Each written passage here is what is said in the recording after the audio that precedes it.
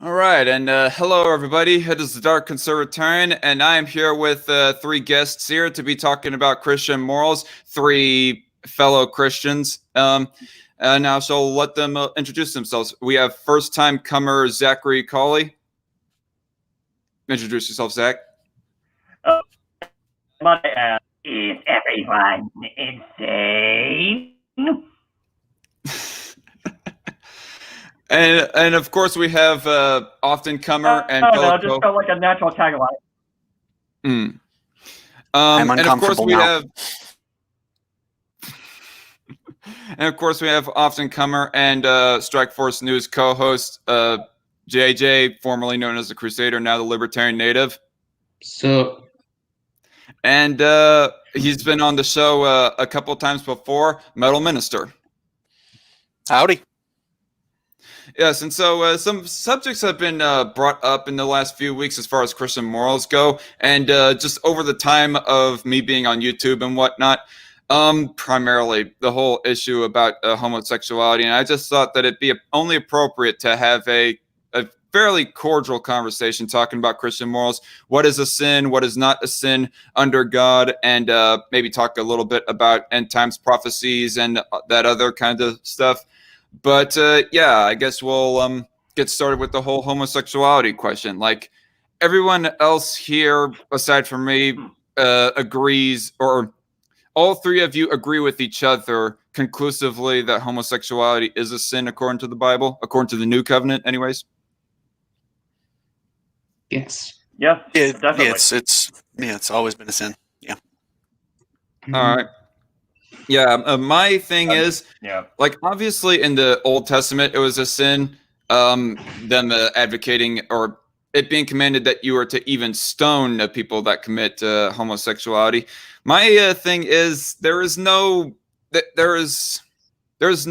outright command. There's no command that is outright saying that you cannot commit sexual acts with one of the same sex, or at least that I've seen anyways. All the verses that regularly get brought up is either talking about like the past or talking about instances of just bringing up arbitrary examples of the past or whatnot.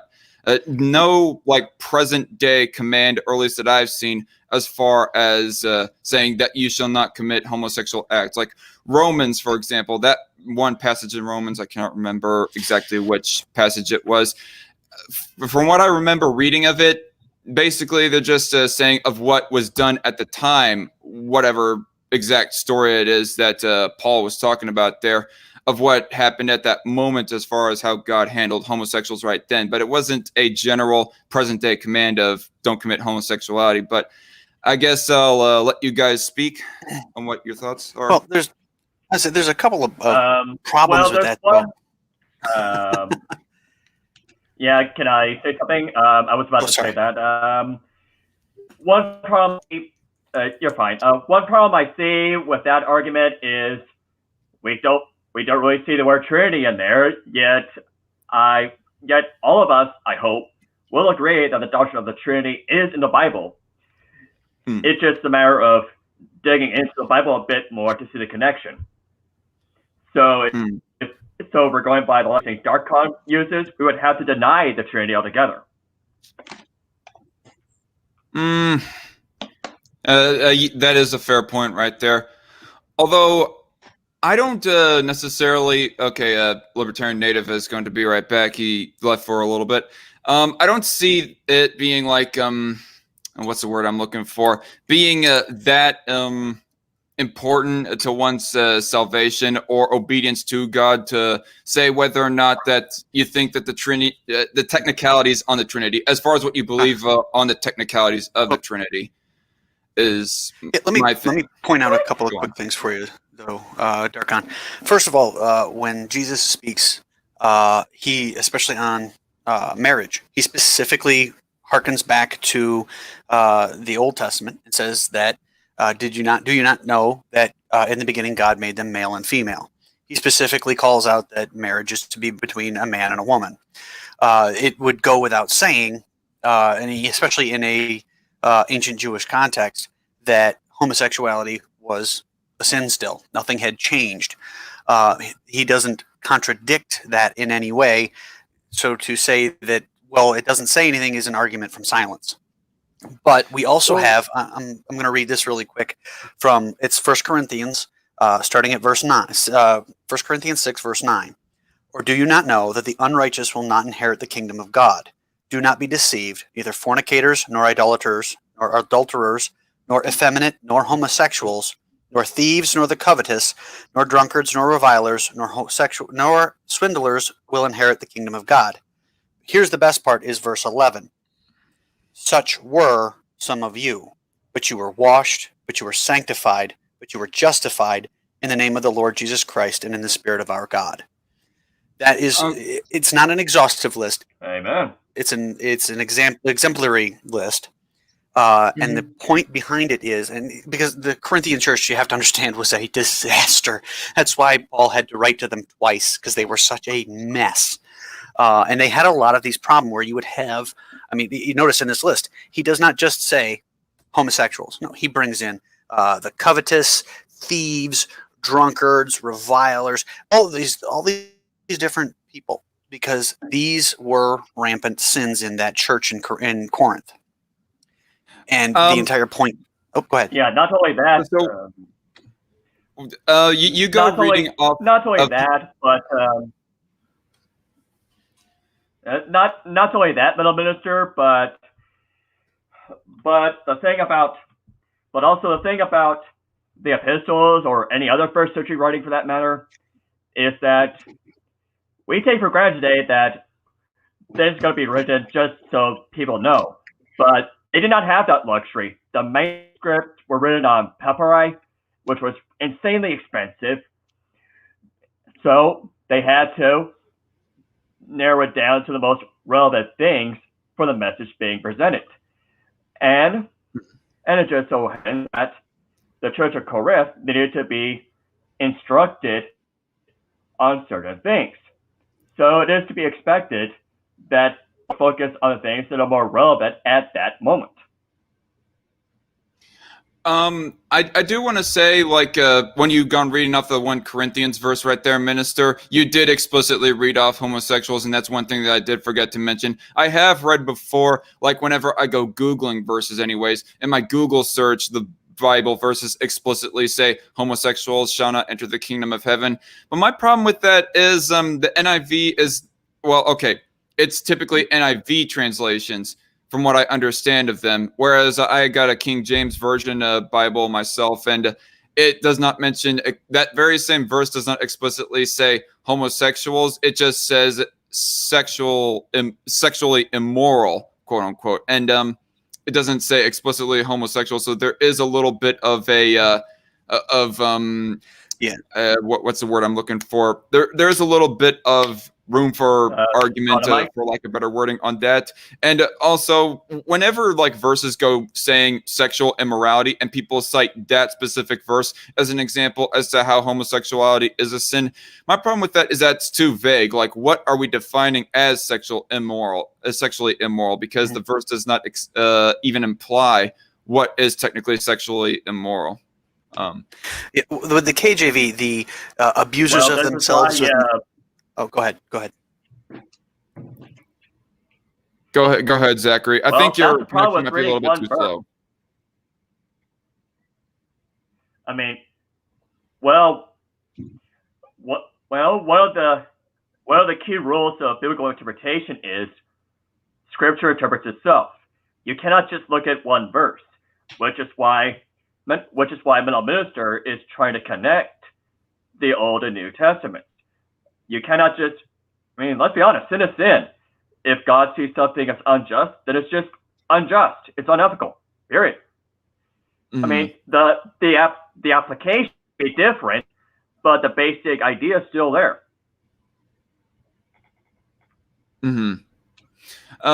Yeah, what God views to be a sin is a sin. The question is, though, how do we know? And it's typically through the Bible that we get to know as to what God says and commands it is a sin. And the question is, what does the Bible say? I'm just trying to get exactly, is the Bible trying to to say is the main thing. And you are right that there are some verses that may not even be in the same chapter, let alone even the same book, that might connect with each other as far as messaging goes of what the Bible as a whole is trying to say on a particular subject. Although I guess my question would be, what other verses would you guys pull up aside from the First Corinthians verse as far as homosexuality goes being a sin? Well, Metal Minister mentioned one of the Gospels where Jesus mentions. Wait a minute, what was it, Jesus? First Romans. What's the Gospel? Which one? Oh, First Romans. Well, okay. Romans 1. Yeah, Romans 1, and yeah, in the Gospels, yeah. and Go on. Go. I actually have it like right here. All right, go ahead and read it off, JJ. Hold up. What? I'm sorry, folks. We're having a little bit of confusions as far as communication goes in this call because it seems that Zachary's internet connection is just a little bit like a couple seconds behind ours, seemingly. So we just end up accidentally cutting him off and other stuff like that. Okay, Which is okay, most here it is. unfortunate. For this reason, God gave them up to dishonorable passions. For their women exchanged natural relations for those that are contrary to nature. And men likewise gave up natural relations with women and were consumed with passion for another. Men commit shameless acts with men and receive in themselves the due penalty for their error.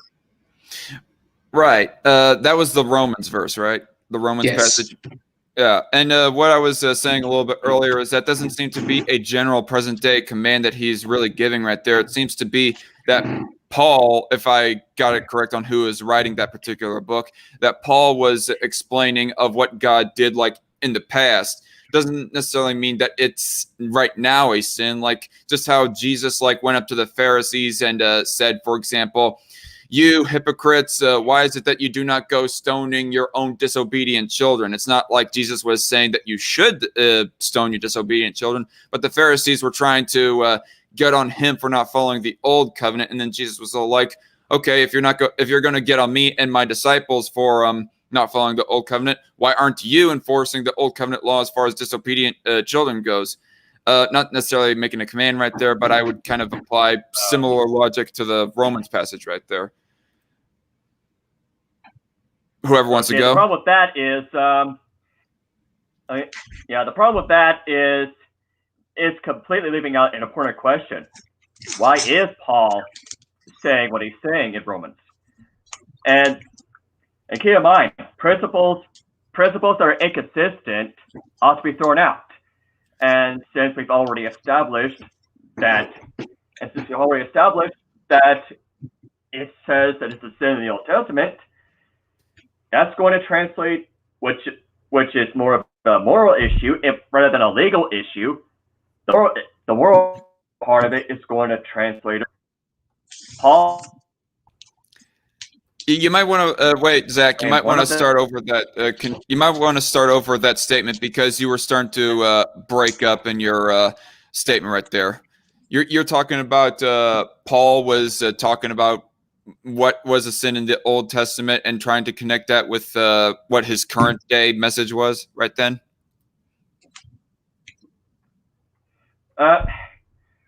Well, it would be rather silly for Paul to talk about what it was in the past if it did not have any relevance in his time. Because again, first century writers did not have the luxury that we do of just saying whatever. They had to narrow it down to the important points.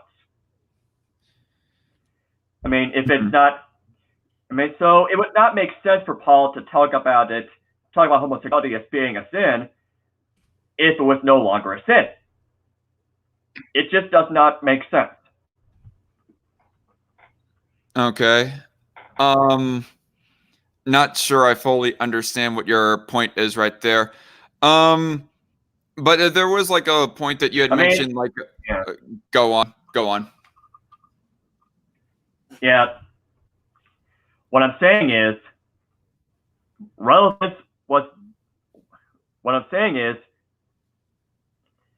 everyone had to write down what was important at that time, and it would not make sense for Paul to talk about homosexuality being a sin if it was somehow not a sin that needed to be addressed. I mean, the cultural setting, as well as the expense of copyright, just does not allow for such flippancy.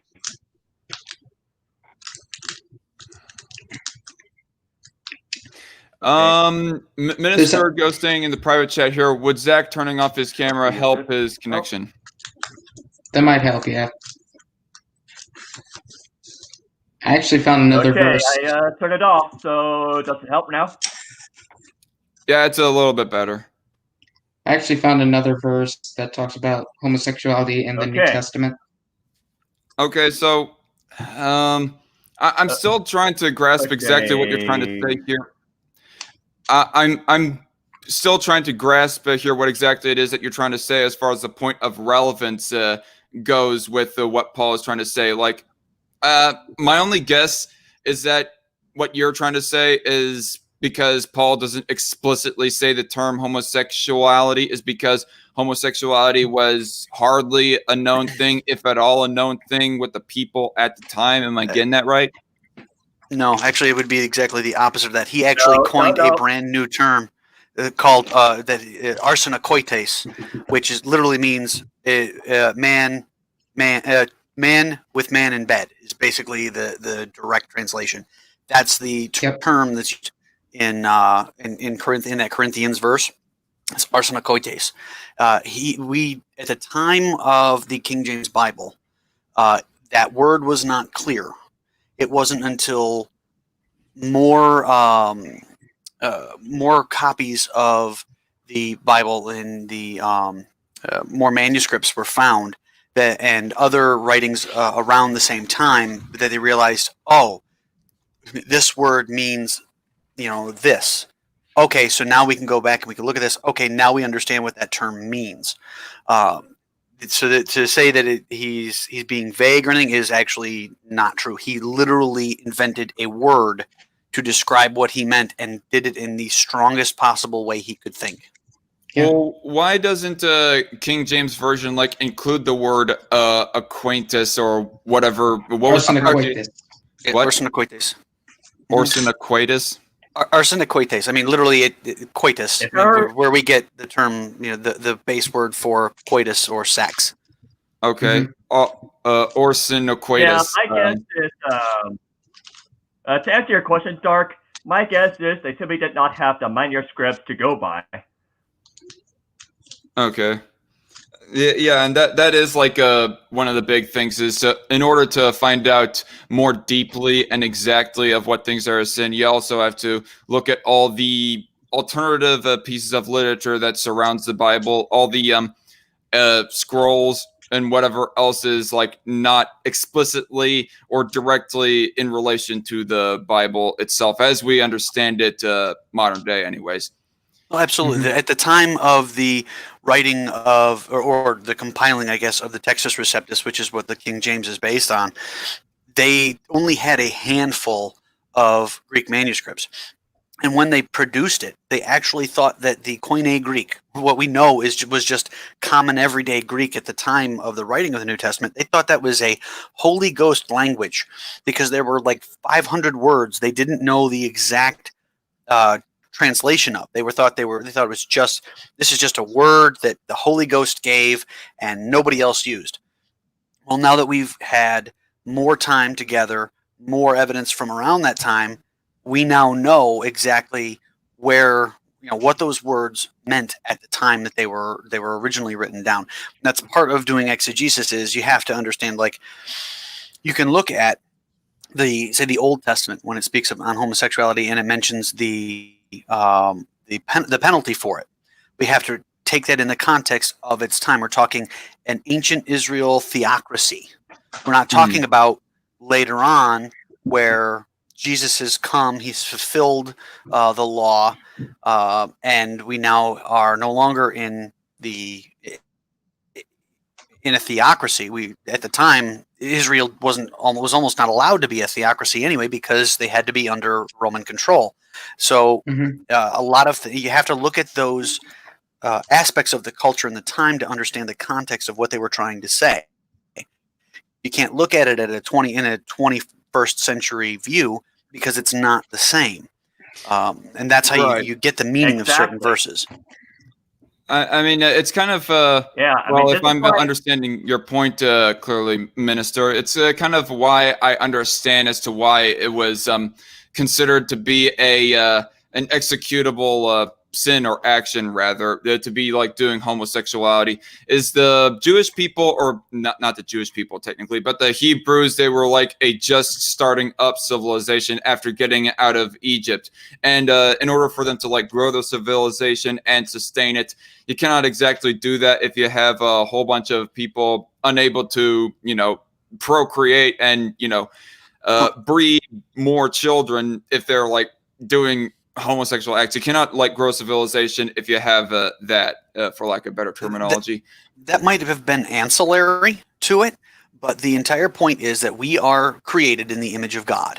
We are in the imago Dei, the image of God, and the fundamental order in which God created us was male and female, and we were to be together. That's why it's mentioned, and Jesus mentions this again when he quotes from Genesis, and the two shall become one flesh. Well, you can't become one flesh with a mirror image. So a man and a man are not becoming one flesh. It is fundamentally disordered to the law and the way that God designed it. So a man and a man is a mirror image, if I'm to understand your terminology. Okay. Yeah, you have it. You only have one half instead of both. Exactly. I gotcha. I see what you're saying. Regarding and what I was going to say towards the cultural context, I mean, this is why James Patrick Holding is rather big on cultural, anthropological, and other contexts, because oftentimes in Christian apologetics, people all too often seem to get to use that when, and he feels that void. You're kind of breaking up. We might have missed some words that you're trying to say right there, Zach. We want to start over. Sorry. Yeah, I mean, regarding cultural context, this is why James done in his apologetics, and oftentimes other apologists seem to forget to use that, and that's part of why we open ourselves up to a whole bunch of objections by atheists, Muslims, you name it. Yeah, because cultural context. I don't know. I was going to try to make some joke about context. Context is evil, don't you know? But anyway. Oh, boy. Yeah, well, you have to remember, a text without a context is a pretext. Right. Yep. I think we're all in agreement, I think. Yeah. Context matters, y'all. Oh, I said my piece. Go ahead. Yeah, it's understandable for the cultural context of why it would be a sin back then, but for during the Old Covenant days.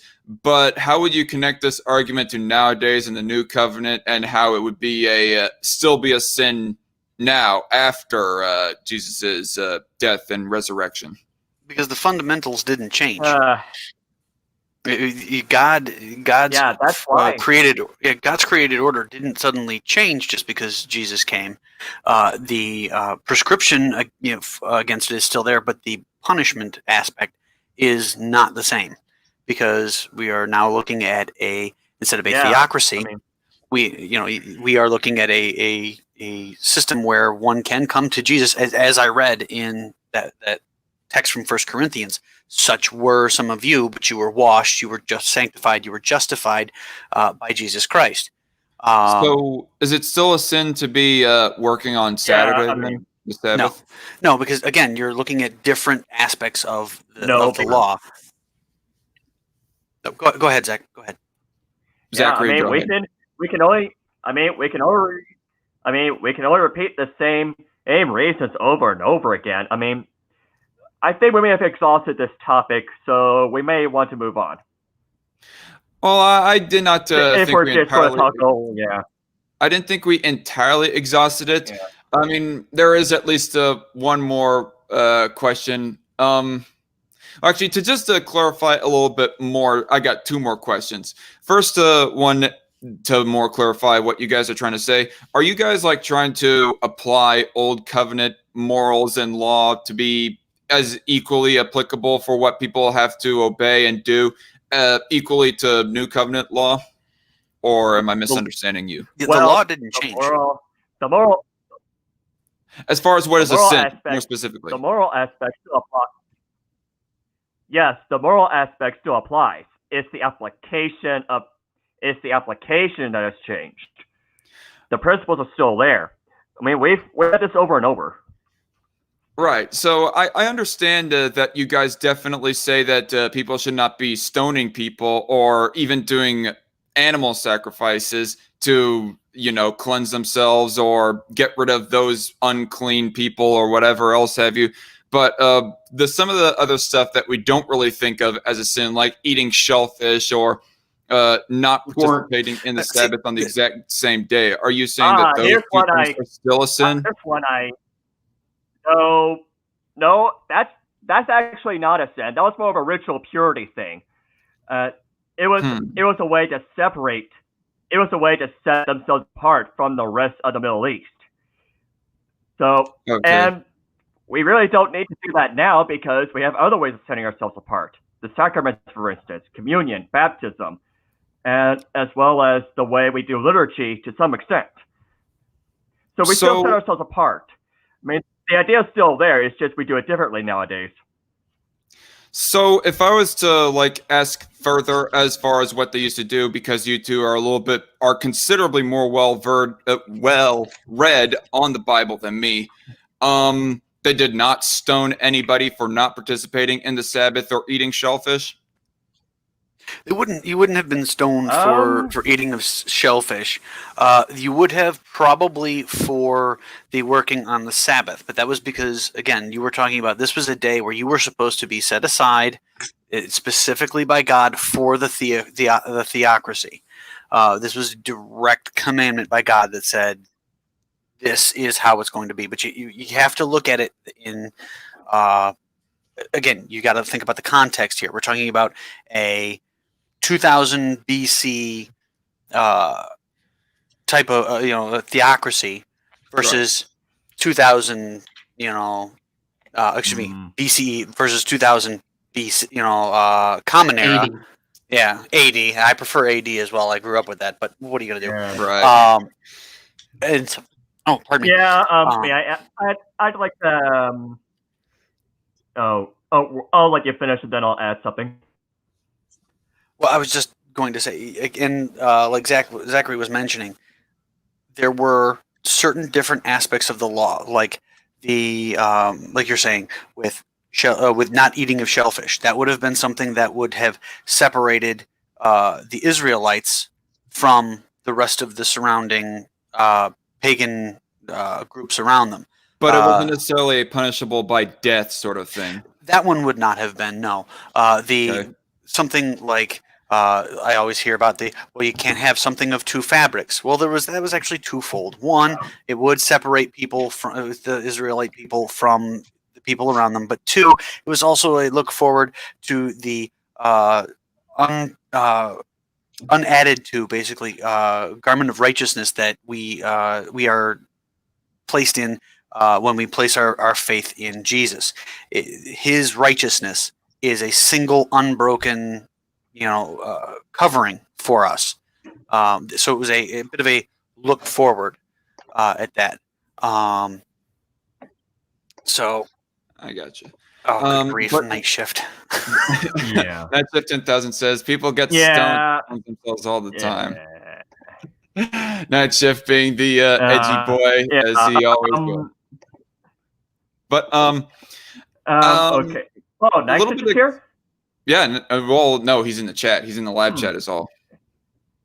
But what I was going to say Yeah. a little bit Well, further. anyway, I was gonna add. Yeah, go I ahead, was gonna Zachary, add and then something. I Sorry. will add my. You can go ahead, and then I'll add my thing. Ask my question. Yeah. Yeah. One of the things I actually go with a latter dating of the Exodus. So I would say about 1250 BC, if not 12 BC. But I was also going to say regarding the Sabbath, you got to remember back in ancient Near East, every country was essentially a theocracy. I mean, to worship another god or a set of them was to essentially commit treason. It was a declaration of war, practically. So what do you do when somebody declares hostility toward you? You take necessary steps to avoid being killed yourself. Ooh. Mm-hmm. Yeah, and it's not like they said. And that was all I was It's not like they said, "Oh, I caught you working on the Sabbath, so we're just going to immediately drag you into the street and stone you." This would have been something egregious, something they would have taken him to the elders, and the elders would have been like, "Dude, what are you doing?" And they'd be like, "Oh, geez, I'm sorry, I messed up." And then it's not like they're going to immediately just drag you in the midtown square and say, "Hey, everybody, throw stones at this jerk." It's not how it worked. Okay. Yeah, not only that, but the law was not meant to be a strict this and then this. It was more I got it. I don't. Well, I'll just paraphrase what I've read in Diblet Hillers. It was not meant to be a sort of if this then this. It was more of a sort of like a manual for local local enforcers of the law case by case basis. So there was going to be variation in the penalty. It's just that was the idea of how to do it. Yeah, they were example laws. It's not like they were exhaustive.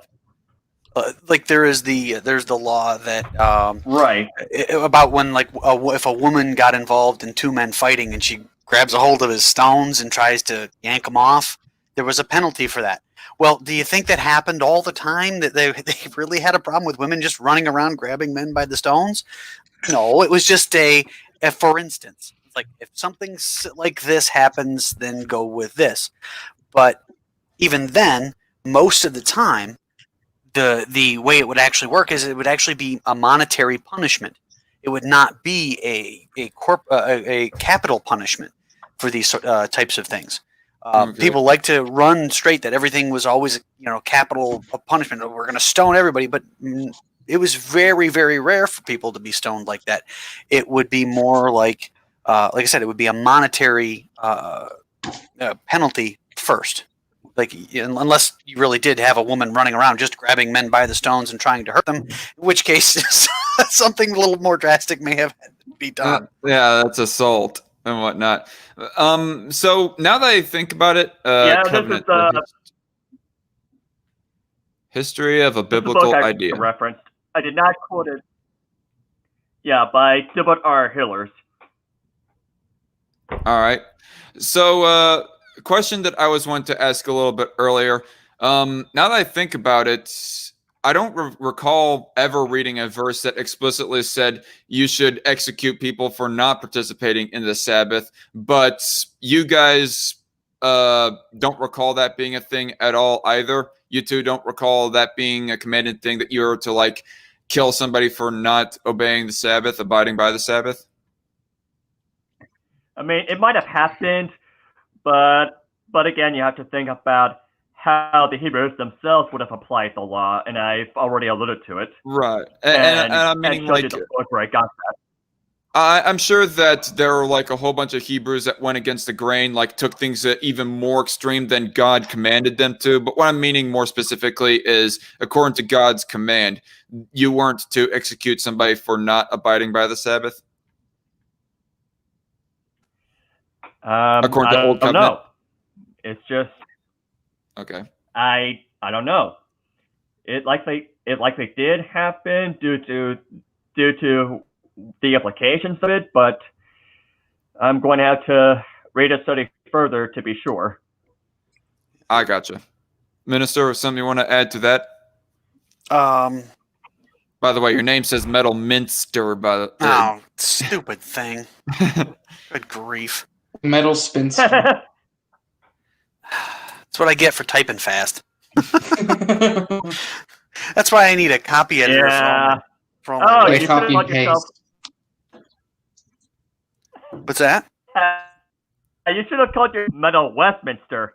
And you should have called yourself Metal Westminster in reference to the Westminster Confessions.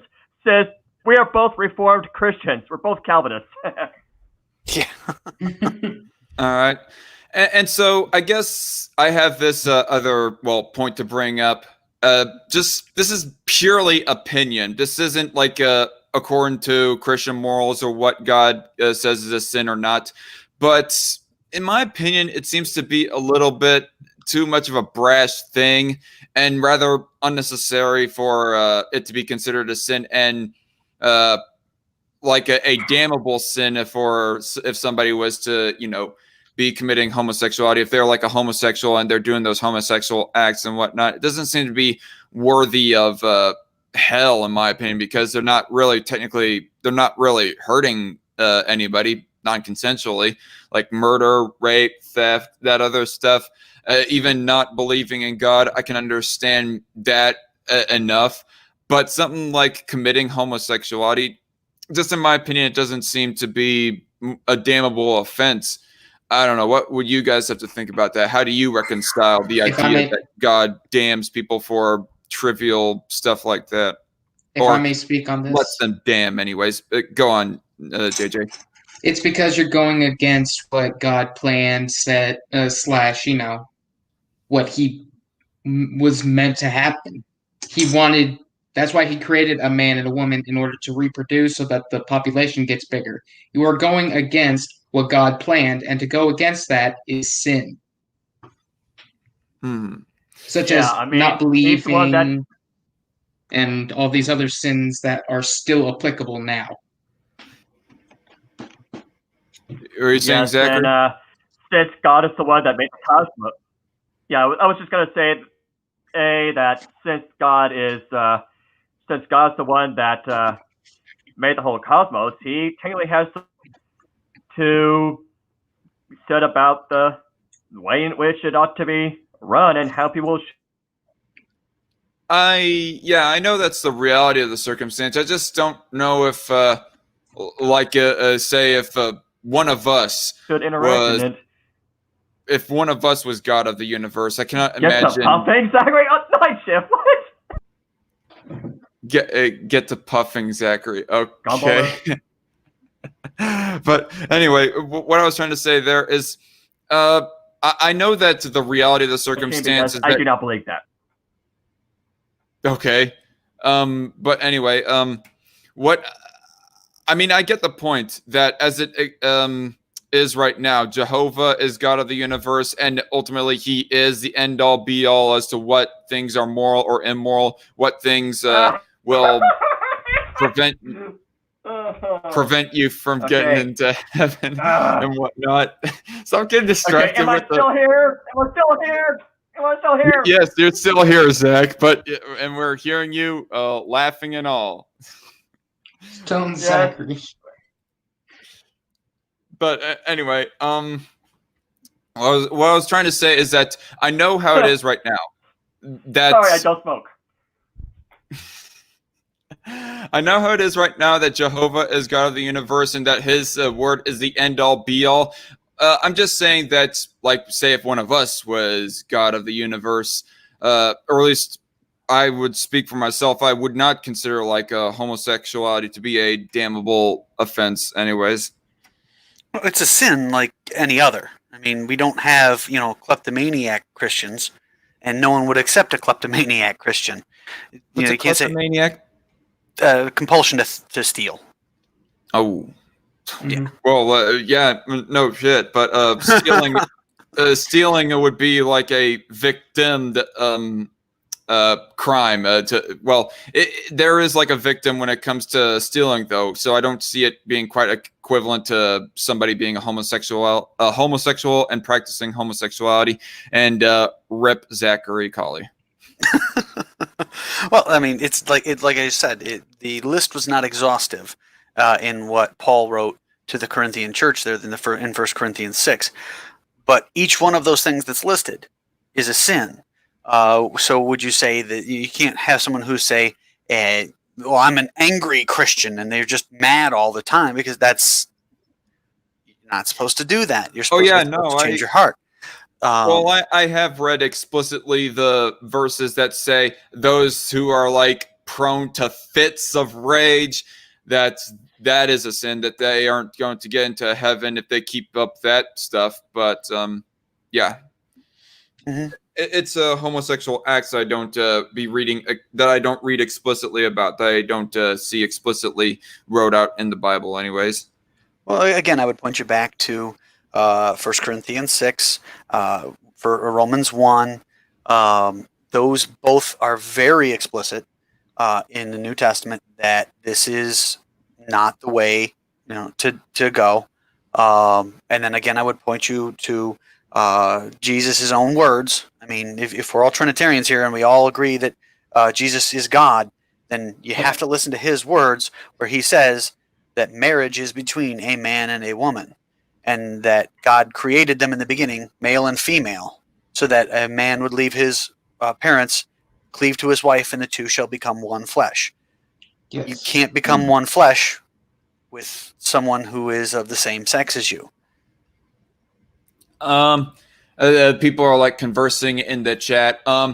Hey, if anybody in the chat wants anything to explicitly be read as far as questions go to the podcast going on here, start off your chat with a triple question mark and then ask your question, and I'll possibly read it. Or if you have an argument to bring forth to the podcast, start it with like a triple exclamation point and then make your chat comment as far as what you explicitly want read on here. You know, I ought to like activate super chat sometime, although I have to hit 1,000 subs first. But that would be the easiest way to make sure what has to be read and whatnot, is if people like gave away super chats and whatnot. But okay, Zach, and he's back on. Hello again. Got the Christian flag going there with the holy fish or whatnot on that coffee mug. So I guess that's the icon for my channel, Coffee House Dialogue. I have yet to apply it on BitChute. All right, Myth Cuttlefish, I will ask that question later on in this podcast, but for right now, there is something that I want to that I do want to ask, like getting off of the homosexuality issue, because I think we kind of beaten that for what we know so far, anyways, on this podcast, anyways. I'm sure that it'll be brought up plenty of times in the future from a different angle, but for right now, let's just move on. So you mentioned like the Trinity, Metal Minister, and that kind of made me want to go back to the issue of the Trinity. What are the specific verses that go implying that, or even outright saying that God the Father, God the Son, and God the Holy Spirit are three different persons, but still just one single deity? Okay, you're not going to get an explicit verse that says that, there's God the Father, God the Son, God the Holy Spirit. That doesn't exist. What you do have, though, is obviously all throughout the Old Testament, you will constantly see God referred to as the Father. Well, I'll even point out, because we've been mentioning homosexuality, and I see in the chat there Sodom and Gomorrah was brought up. What's very interesting is in the Hebrew there that the Yahweh on earth called down fire and brimstone on Sodom and Gomorrah from the Yahweh in heaven. You have two Yahwehs there, except that the Shema that a Jewish person at the time, or even now, would say, which is that God is one, how can you have one if you have two Yahwehs specifically mentioned? It's because Yahweh is three persons in one being. I would actually point to there's a verse in Philippians where Paul writes specifically that Jesus, that God the Son, not viewing his divinity something to be clung to, set it aside by taking on a human by taking on human flesh and dwelling amongst us as a servant. So obviously he's pointing to. You're referring to First John. Oh, no, not John 1. Although John, okay, go ahead. Yeah, John 1:1 through John 1:18 is fantastic for that. The John 1:1 and John 1:18 are like bookends to the introduction to John's gospel, and I mean it specifically says in John. Go ahead.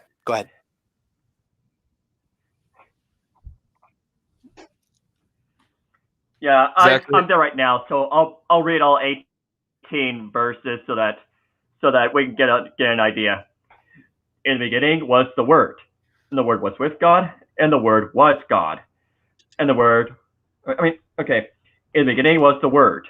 In the beginning was the Word, and the Word was with God, and the Word was God. He was in the beginning with God. All things were made through him, and without him was not anything made that was made. In him was life, and the life was the light of men. The light shines in the darkness, and the darkness has not overcome it. There was a man sent from God, whose name was John. He came as a witness, to bear witness about the light, that all might believe through him. He was not the light, but came to bear witness about the light. The true light, which gives light to everyone, was coming into the world. He was in the world, and the world was made through him. Yet the world did not know him. He came to his own, and his own people did not receive him. But to all who did receive him, who believed in his name, he gave the right to become children of God, who were born not of blood, nor of the will of the flesh, nor of the will of man, but of God. And the Word became flesh and dwelt among us. And we have seen his glory, glory as of the only Son from the Father, full of grace and truth. John bore witness about him and cried out, This was he of whom I said, He who comes after me ranks before me, because he was here before me. For from his fullness we have all received, grace upon grace. For the law was given through Moses, grace and truth came through Jesus Christ. No one has ever seen God, the only God, who is at the Father's side. He has made him known. So what passage is that, by the way, Zachary? That's John 1:1 to John 1:18. That was John. Yep. John 1:1. Yeah.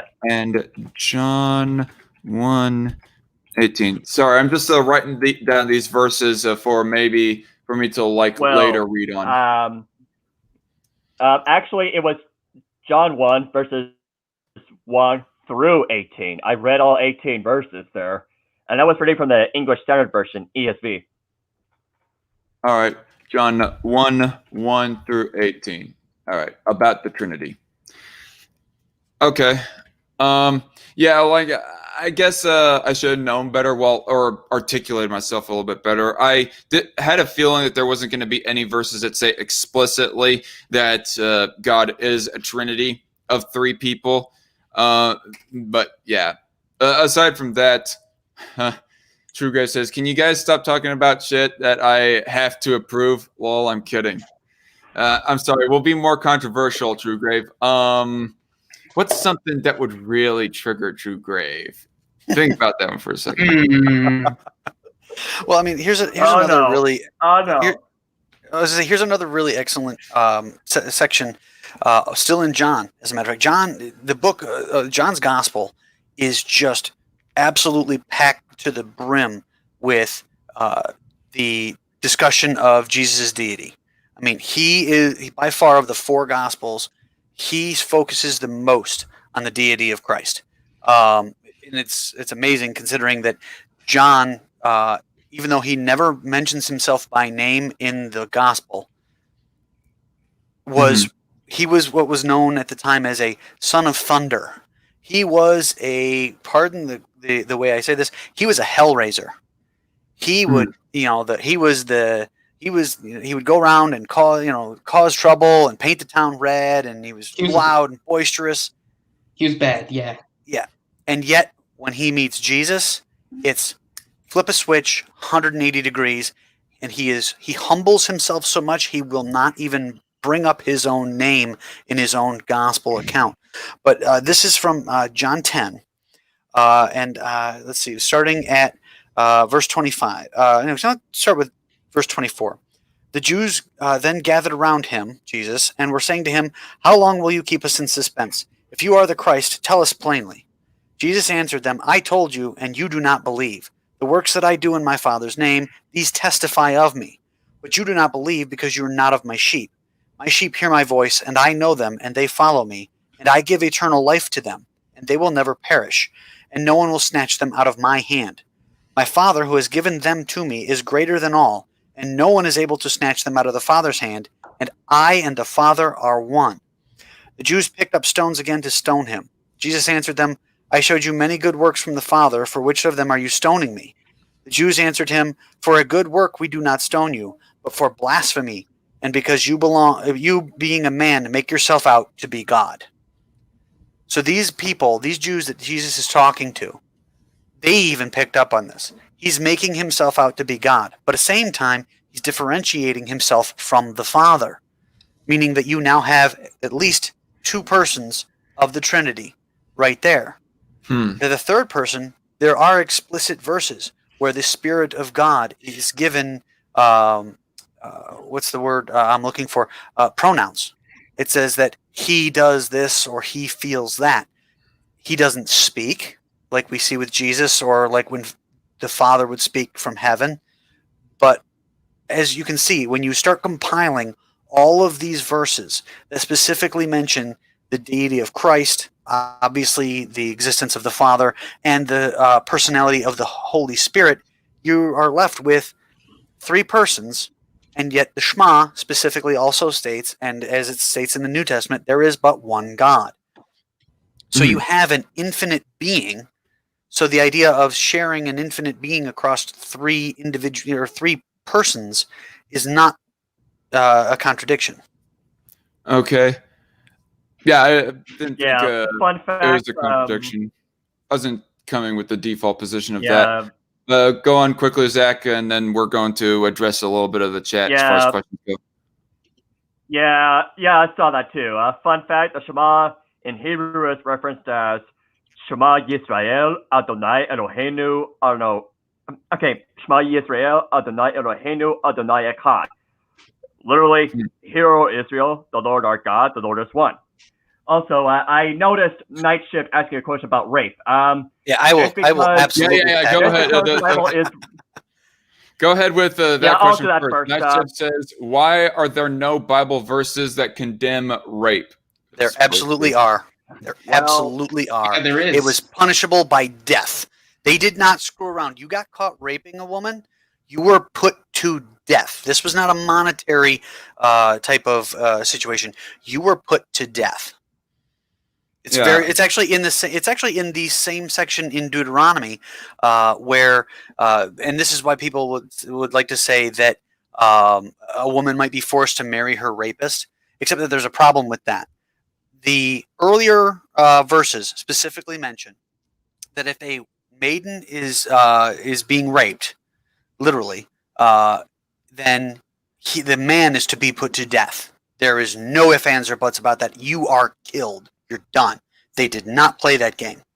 Then later on, it states that if a man and a woman and they are found, then he would have to marry her. In other words, if it was consensual, with a woman who was not betrothed, a virgin woman, and they were caught basically like you might catch them on in a backseat of a car on prom night.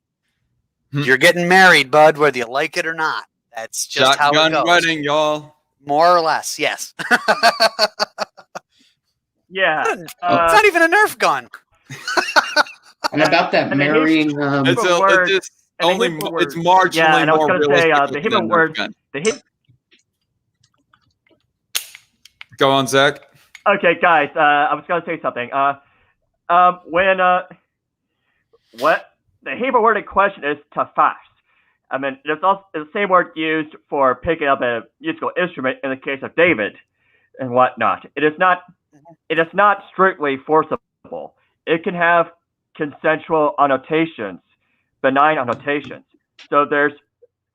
So just based on linguistics, there's not enough evidence to suggest that there is anything forceful about it. I mean, you need something more conclusive. No. About the if a man and a woman are caught and they're forced to be married, forcibly married. That's the one that people like to point to and say, "Oh, you see, this God is making you got to marry your rapist." No, the if a man takes hold of her is how it's generally translated, but that word is like you would pick up a musical instrument. Well, you're not going to throttle the crap out of your musical instrument. You're going to pick it up with care and gentleness, and you're going to almost woo it. And that's more or less what that is trying to describe. So the fact that there is the one verse that says that you should execute rapists, that cancels out the application of a rapist supposedly being forced to marry their rapee. Exactly. Yeah, the thing about that is also, if you had sex with someone that you were not betrothed to or married to, that was considered rape back in the Hebrew days. And Night Shift 10,000, my only problem is she might not want to marry her rapist, and we kind of already addressed that somewhat a second ago, Night Shift. I mean, let's be honest, who would want to marry their rapist anyway? Well, and again, because part of it is like mentions that the father can accept. Sorry, go ahead. Yeah, Night Shift just said, yeah, that is kind of contradictory. Yeah, ain't that always the excuse atheists go to? It's not. That's his thing. It's not contradictory. It's talking about it is not a case of a contradiction. Yeah, it's talking about two separate things entirely. You're talking about, in one case, a woman is being raped, and it even specifically mentions that she's called out for help, and that's how he gets caught. They don't play. You die. But then in the very next example, we're talking about a man who essentially woos a woman in bed, and they both, neither one of them are married. Guess what, bud? You're getting married, and you have to pay the bride price to the father. And even then, the father can basically tell the guy, "You're going to hand me the bride price, and then you can go pound sand." Yeah, I mean, and we just expounded upon, and we just expounded upon it being consensual in the first place when I mentioned tafas, and Metal Minister bounced off me and explained it further. I mean, were you even paying attention, Night Shift? Yeah. And thanks for the dislike, by the way, Night Shift. Oh, come on, dude. You just miffed because we just, BTF. But anyway, like, it's there are like verses that kind of, well, I guess cancel out each other. Well, okay. Certain pieces of text that cancel out each other. That might not be the fully correct wording, but apply it to like the idea of rights. Like, just because somebody has a right to private property doesn't mean that a person's doesn't mean that that it completely cancels out a person's free speech. It's just not applicable towards inside the private property. It's like an issue of when that certain verses or certain commands or rules, let's say, come in conflict with one another. How do you deal with what the jurisdiction is right there? Well, okay, kind of fumbling over my words, but you get roughly what my point is. What was I? I'm sure that there's somebody that could like make a better point than what I just did, a little bit more clearer point. But I guess expand a little bit more as far as questions go. Well, to read another question, Pancake Kid 05 asked, "Have you read this book called The Antichrist by Friedrich Nietzsche? If so, what are your thoughts on it?" Nietzsche I have not read it. Yeah, I have not read it either. But if we're talking about Nietzsche, the guy who and the dude was nuts. NIEZSCHE.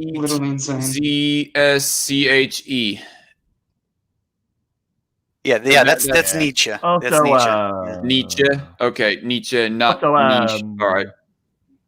All right, I got you. Okay. Also, So- Night Shift just clarified that he did not dislike. So, Okay, well, you're clear, sorry buddy. for the You're clear. assumption. Sorry for the assumption there, Night Shift. I don't know. It's YouTube whatever, censored bro. out. YouTube censored out my reply to True Grave. That's actually kind of funny.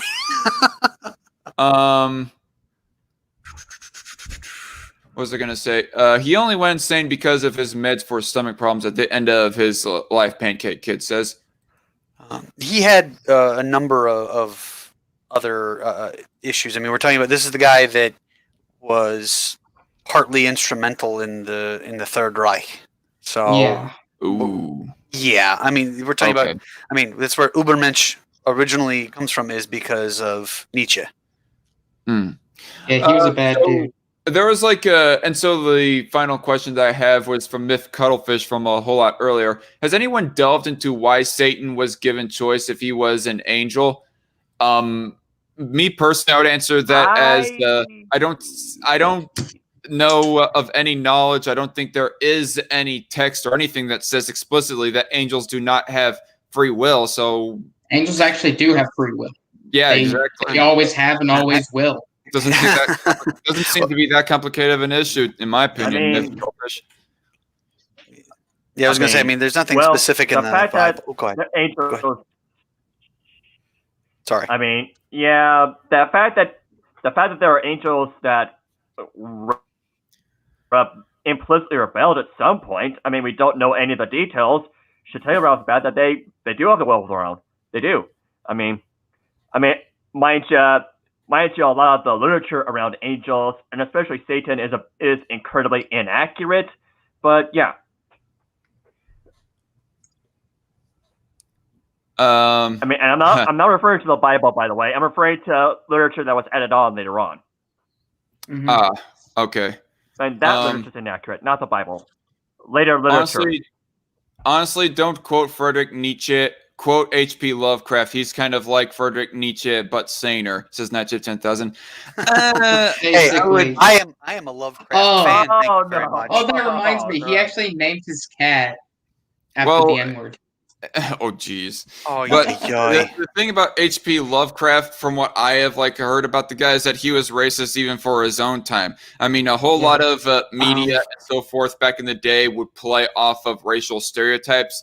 But H.P. Lovecraft took it a step further by not only playing off of stereotypes, but basically That's not. expressing of minority races as nothing but bad Mm. guys. There was not a single good guy, black In his- person in his literature. But anyway, Well, go on. And he named his cat the N-word, so.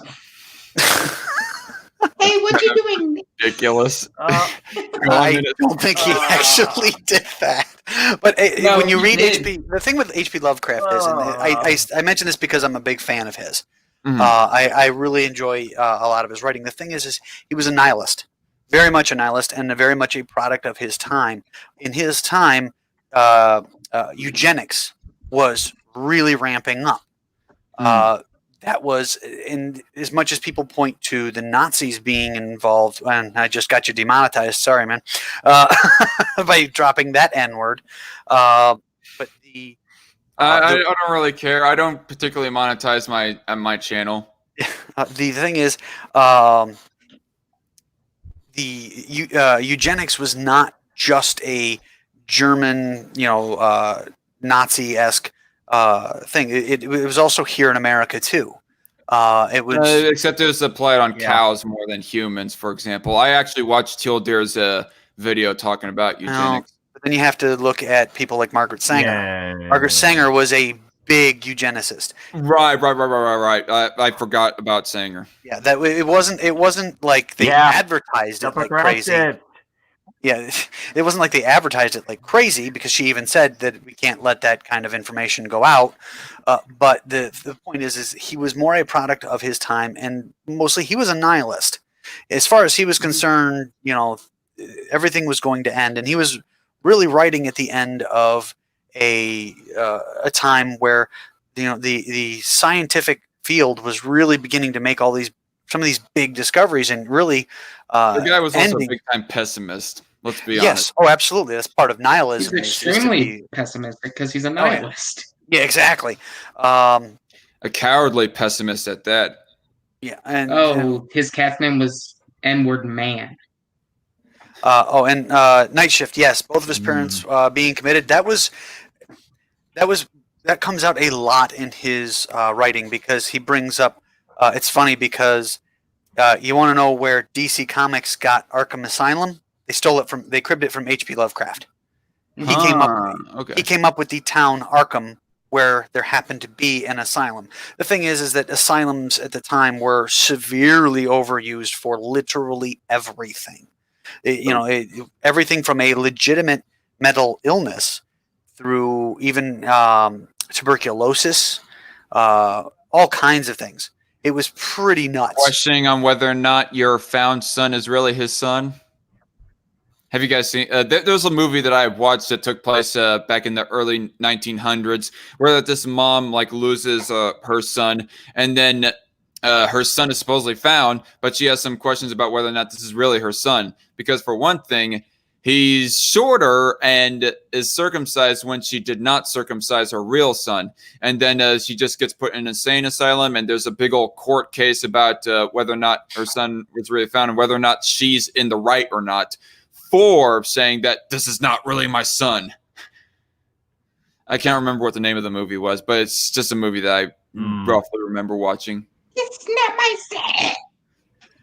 And Pancake Kid, you don't have to be a pessimist to be a nihilist, but he was when it came to nihilism, he took it to its extreme level. As far as he was concerned, everything was going down the toilet and everything was going to be over in a matter of a few years as far as he was concerned. I mean, if you read his stories specifically, he connects each one of them, and it's amazing. He connects it all to the discovery of the last planet in our solar system, which now is no longer considered a planet. But anyway, and a lot of his creatures would actually use that as like a stopping off point before they came to Earth. And they was like the end of the world. Actually, my two favorite of his, the Dunwich Horror and Mystery at Innsmouth, or isn't Cthulhu supposed to be basically a creature that would bring about the end of the world? Yes, because what it was is the idea was that Cthulhu and the Great Old Ones and things like that, they all existed before mankind, and then they've all kind of fallen into. They actually altered, as far as he was concerned, they altered our evolution and created us basically.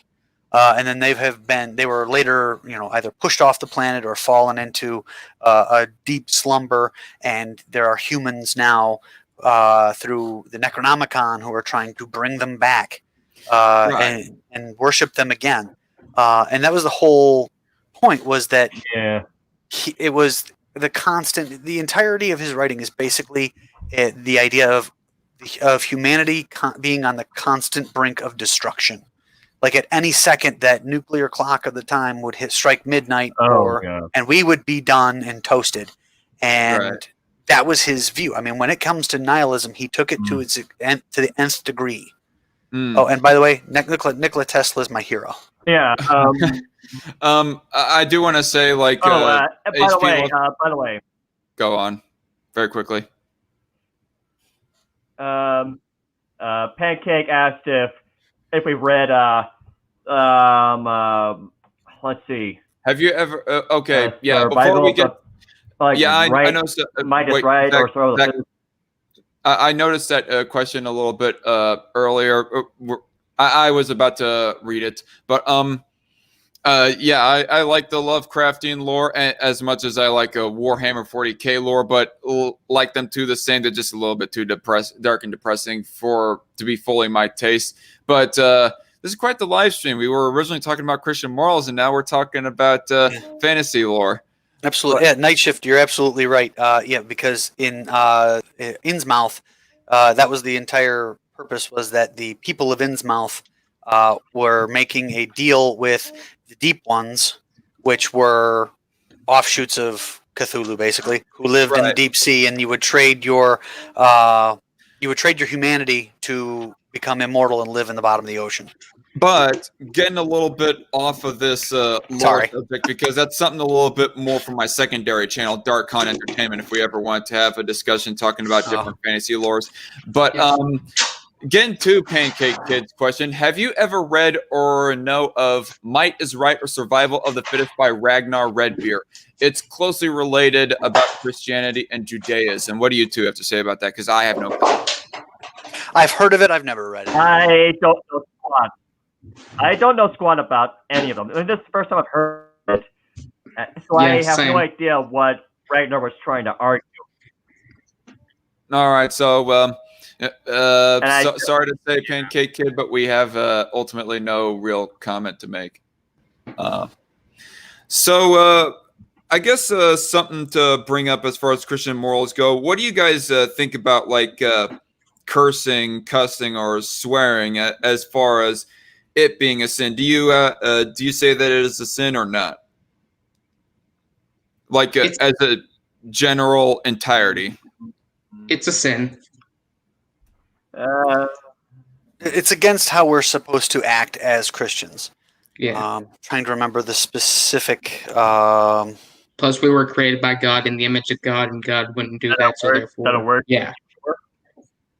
Personally, I don't say that that is a sin either, but kind of for the same reason that why I said that I am not so convinced that homosexuality is a sin is because aside from saying swearing by hell, by heaven, or the hairs on your head, or swearing by the Holy Ghost, or calling somebody a fool, or swearing or blaspheming God, and that kind of stuff, I'm not so convinced that saying other curse words like say shit or the F word and so forth is explicitly a sin. Because the whole lot of these curses, let's keep in mind, are just slang for other words that are explicitly not a sin to say. I would point you then to Ephesians. Again, we're going with Paul here. 4:29. Let no unwholesome word proceed from your mouth, but only such a word as is good for edification, according to the need of the moment, so that it will give grace to those who hear. It goes back to what Peter actually tells us, which is that we are to always be ready to give an account for the hope that is within us, and do that with gentleness and reverence. Because again, we are all formed in the image of God. And we are supposed to give everyone that minimum of respect, is that we are all created in the image of God, so we all deserve that minimum of respect. All right. Well, on the whole idea of like letting no unwholesome word escape your mouth, like I would say that us talking about H.P. Lovecraft isn't like a particularly wholesome, or at least in the context of Christianity and God and so forth. But it ain't necessarily. Some people don't act the way God. So talking about different. Different fantasy lores. Yeah, to be fair, that would actually fall more or less under Christian. Christian liberty, where you can say enjoy H.P. Lovecraft's writing, provided that it doesn't take away from or pull someone, become a stumbling block for another a fellow believer. Like if somebody came to me right now and said, "Hey, dude, H.P. Lovecraft, man, he really messes me up. It messes with my faith." I'm not going to bring that up to them ever again. Then I won't bring that up when they're in the room anymore, because now I know it's a stumbling block, and I'm not going to let my Christian liberty become a stumbling block for a weaker brother. So it sounds like what you're basically saying is that you're not supposed to say it around certain company. Sort of. It goes back to. Of course, I wouldn't curse around my grandmother. I wouldn't say shit, or at least I would try to refrain from, for example. Well, again, this would go back to what is it that you are trying to, because you're mentioning that you're a Christian. So what type of a face are you trying to put on Christ, the one who died and sacrificed himself for you? How are you presenting him to others? Are you presenting him as a biker, with chains, a pit bull, a Harley, and screaming cuss words all over the place, or as the slain and risen Savior of those who believe in Him. So that's basically, at the end of the day, what that's talking about. This might be a little bit of a hot take, but talking about specifically Jesus, I would not absolutely rule it out that he did say a certain curse word or that weren't like explicitly mentioned as sins, like swearing by hell, for example. The old language of ass, saying that to refer to a donkey, or even saying whore or bastard, other such words like that. Or even mentioning, oh, shoot, I just stepped in donkey crap or ass crap. Yeah. That sounds more like you may need to see a doctor. I don't know. I have ass crap. Crap does come from the ass. But again, that's you're talking about a difference in language in terms of English, as a matter of fact, because although to be fair, there is one word, probably my favorite word in all of the Greek New Testament. Paul writes it in reference to his works prior to becoming a Christian. He refers to them as skubalon, which can literally be translated as dung, feces, trash, garbage. And in the extreme, it can be taken as a slang all the way out to shit. Right. So it's how are you trying to present Christ to others? In Paul's case there, he's trying to use the strongest possible terminology he can to say that what I did outside of Christ is less than useless. It is absolute filth, trash. No one would ever want anything to do with it. It is so horrible because Christ is so good. And he's trying to juxtapose the worst possible thing with the greatest possible thing. Okay, yeah, I get the point. Like, nobody really wants to hang around somebody that literally utters a curse word like every 5 or even 2 words that come out of damn it, cuck. Exactly. And so that's pretty unrepresentative of Jesus. Like, I'm not saying that Jesus was an absolute sailor or anything, for lack of a better wording. No, he would not even be close.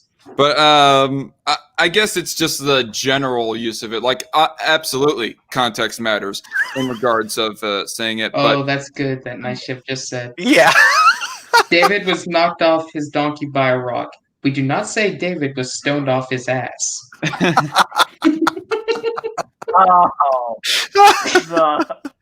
the classic.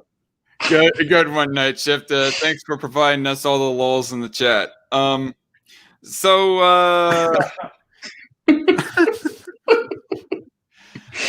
Douglas MacArthur was mentioned as a name by Zachary. I do not know what it was that you're trying to say earlier about Zachary, or about Douglas MacArthur. Excuse me, Zachary. I was there was a stream that RC Apologist did regarding recent news about John MacArthur reopening his church over in California against lockdown orders. Yeah. Oh, wait. The pastor going against lockdown orders? Yeah. Yeah. That was John MacArthur. He kept Grace Church open in California, which I don't have a problem with. We're talking about something that has. First of all, John MacArthur is he in his? Well, he's in his late 80s or in the early 90s, and he still preaches every week. Yeah, he's on up there. Yeah, and he's not worried about it. And we're talking about something that has a 99.8% survivability.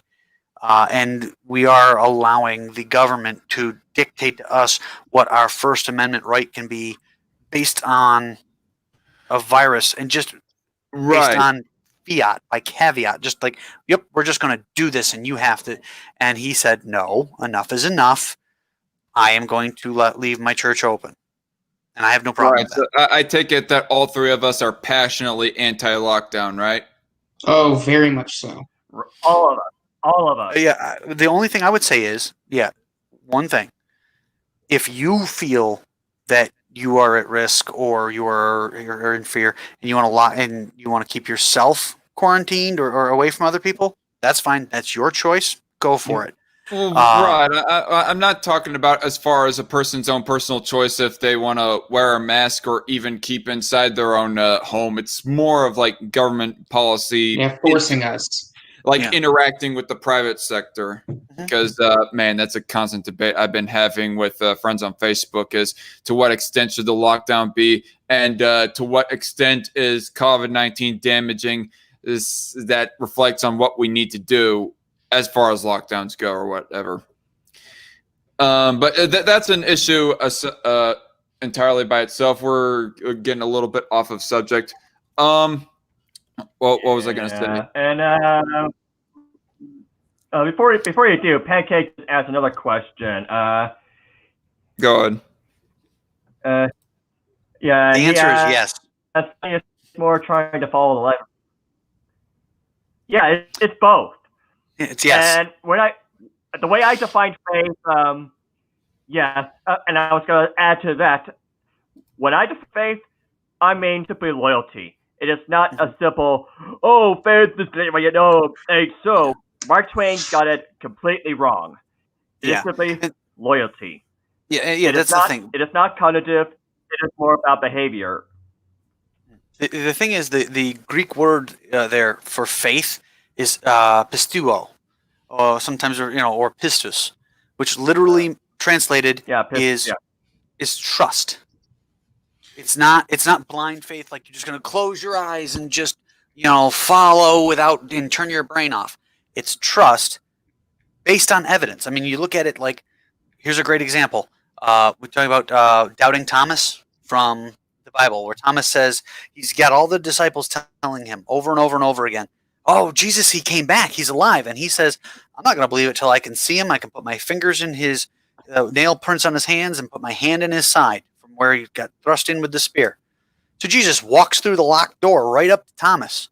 And he goes, "Here you go. Here I am, Thomas. Put your finger in my hand. Put your hand up in my side." Things that he wouldn't know unless he was God, because it's not like people running around telling him about it.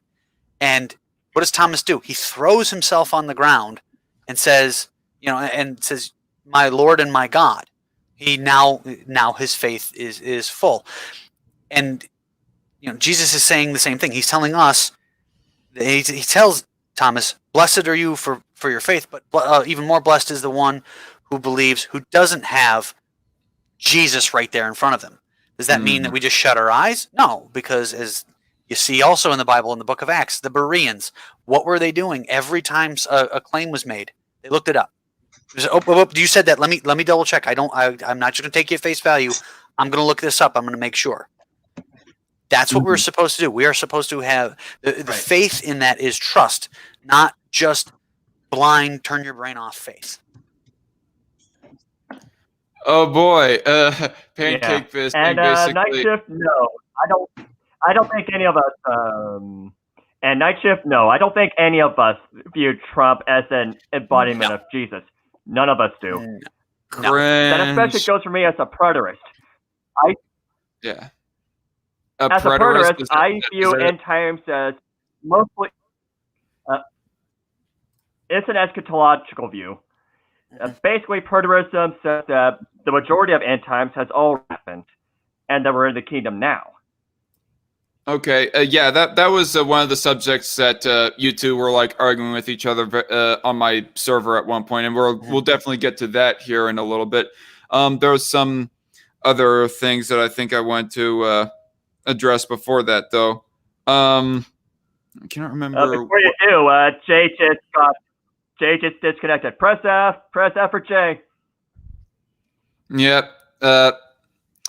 See you later, JJ. Thanks for participating. I'm definitely going to message him on Discord and thank him for participating at least. Because JJ if I was to speak for him, he had a little bit of a rocky history as far as Christianity goes, a little bit more rockier than me. Like there was a longer time in which that he self-proclaimed himself as an agnostic, and now he seems to have been like reading more into it and is born again.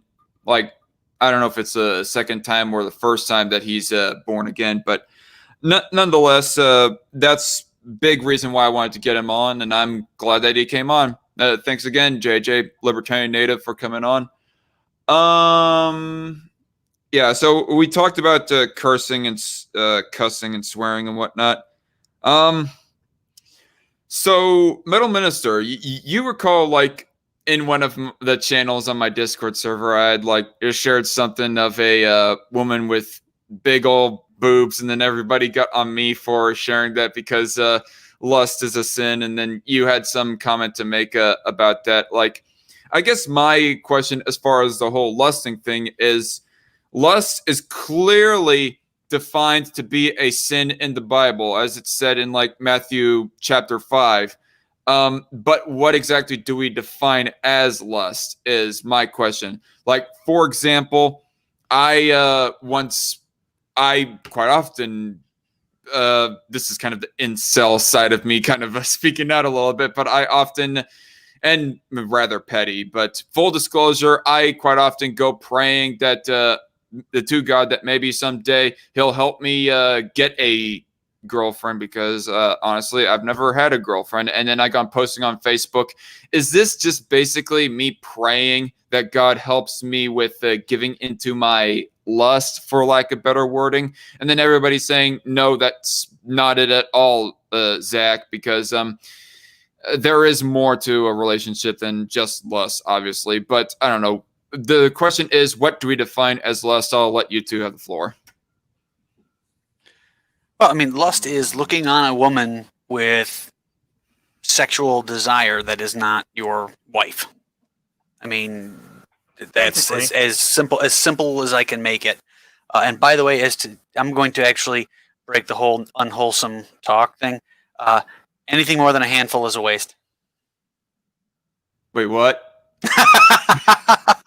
You mentioned you posted the well-endowed woman on your in your Discord, and I'm telling you, anything more than a handful is a waste. Oh God. Yeah. Well, that's just like your opinion, man.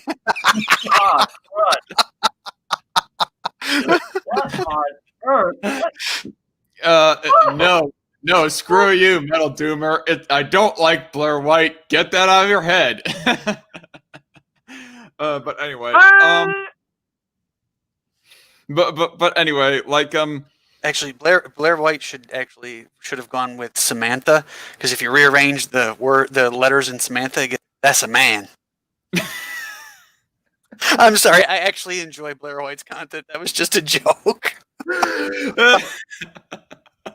Wow. It's funny, she actually follows me on Twitter. So. Magog of Morskar. That is a man.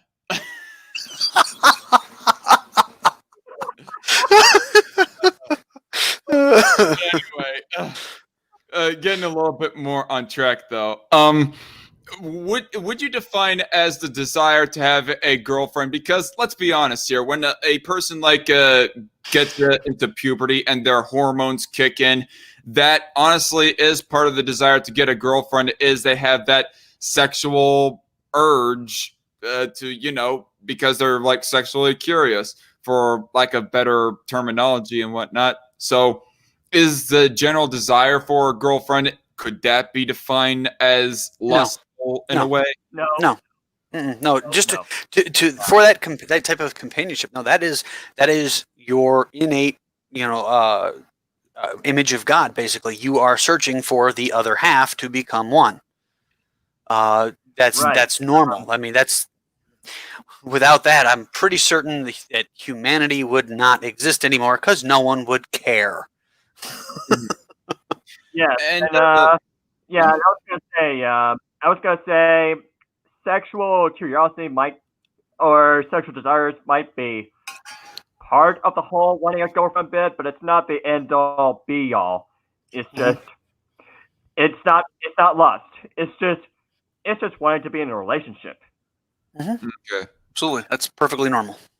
Yeah, there is stuff other than the sexual. There is like wanting emotional support, emotional companionship, that kind of stuff. But you mentioned the verse specifically that's saying that those that look on a woman with lust have already committed adultery. The verse doesn't technically say just applying it to another man's wife. It just says another woman in general. So that is a little bit of confusion. Like, this is a little bit of an argument that I got into Loudmouth Reviews, for example. Not throwing shade at you, Loudmouth, if you go listen to the stream sometime in the future. But sometime in 2018, I got in an argument with him over religion. And one part of that argument was, or debate, rather, discussion, whatever. One part of it, we were arguing over the interpretation of that Matthew 5 verse. And I was saying, because Jesus used the word adultery, that kind of implies that he is explicitly talking about people who are already married. If you're lusting somebody who's already married, but he was still insisting that. But he was still insisting that. Or if you yourself are married, to add that to there as well. But he kept on insisting that it applies to both married and unmarried circumstances. I mean, what do you guys have to say about that? That's correct. It's either or. It's whether you are single or you're married. If you are looking at a woman with lust in your heart, then you are committing adultery, is according to Jesus. Even if neither party is married, it's still technically adultery? Yep. Absolutely. Still adultery. Yeah. I mean, one of the things you have to keep in mind here is that in the first century, most people were hearing oriented, meaning they would be listening to what they were being instructed or told rather than reading it, which was necessary because most people back then were illiterate. And it just happens that the best way to get a message across was to use some imagery that would get the idea across in a way they would remember it.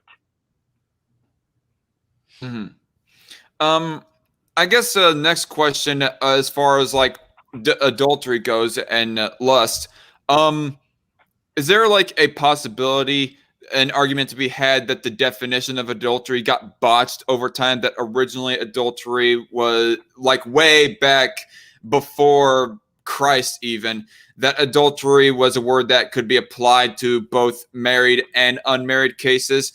Because me personally, whenever I hear the term adultery, I've always understood adultery to be, by definition, only applicable to married cases, not to unmarried cases. Is there an argument to be had that the definition of adultery got botched over time? I'll have to look this up because I'm not certain. I'm just starting to go through some Koine Greek training right now. I believe the word that is oftentimes translated as fornication is the same word that is used for adultery, but I could be wrong on that one. And the term, the whole term being is the same thing, is that is the idea of just the lust in your heart. You're not focused on, say, your wife or your significant other. You are not focused on the good things of God or anything like that. You're focused instead on your loins, and you're letting the small head dictate to the big one. If I can be a little crude for a moment. Yeah, no, I get the point. I mean, we're saying this all in context, so I think you're safe, Minister, as far as cleanliness goes. Yeah, and Miss Colafish made a good point there. If you can highlight that about the cheating. Okay, we'll do. It's absolutely true. It's absolutely true.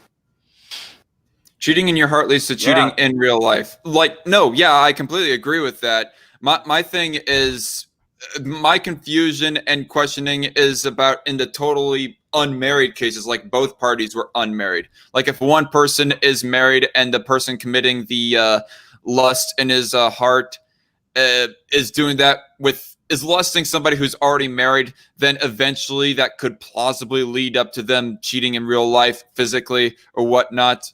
Obviously, that goes without saying, but I'm just having questions on the unmarried circumstances. Well, think about it like this for a second. If you are lusting after you're not in a relationship and you're lusting after a woman, what does that mean that you are actually focused on? Are you actually focused on wanting a relationship, or is that you're just wanting to go sleep with a woman? Or are you only focused on the physicality? Exactly. Where Yeah. like in my case, my wife, my first thought upon meeting her was not I want to go hop in bed. My first thought was, good Lord, she is so much smarter than I am. You know, the looking good just happened to be a nice bonus to go with it. But yeah, I mean, when you are allowing lust, you are allowing your flesh to dictate to you what is going to happen. Where, as Paul tells us, you are supposed to wrestle with that constantly and try and shut down the old man, the old nature that was within you. You're supposed to wrestle that down and try to focus and have a godly life. Well, you can't do that if you're, like I said, and again, hate to be crude by this, but if you're constantly allowing the small head to dictate to the big one. Mm-hmm. Right. I mean, and we all know what that means. Yeah. Yeah. What was I gonna say? A little bit lost my train of thought there.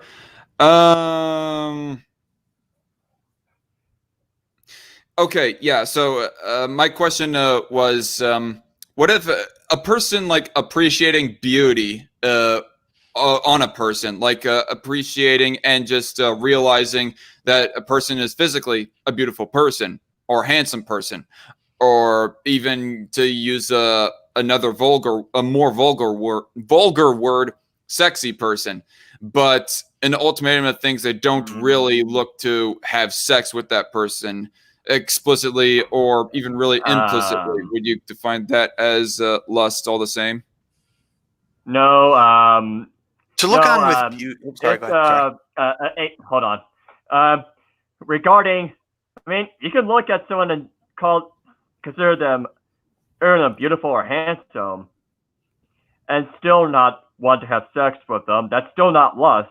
I mean, if you're going to go with the word sexy, yeah, that might denote sexual attraction. Yeah, no, that's basically what I was going to say. Like, if you can admire someone for being very good looking, you know, or like that'd be like people would not be allowed to look at Michelangelo's David because, you know, are they lusting because they think it's a beautiful sculpture? No, because it's the image of a person. But it doesn't mean they're lusting after it. They can just appreciate beauty. God gave us the ability to appreciate beauty.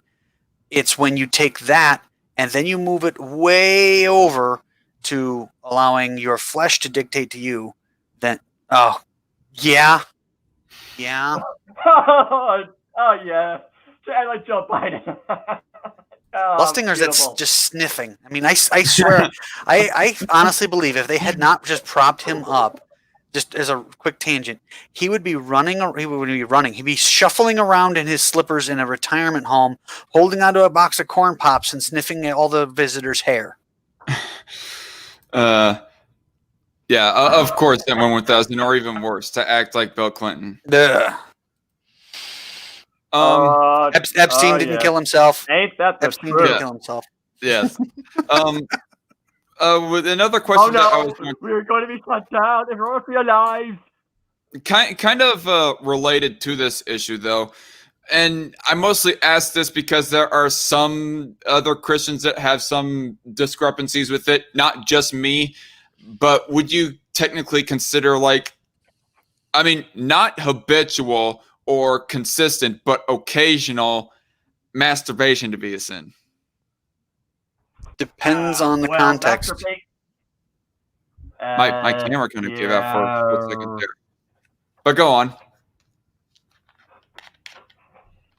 Hello?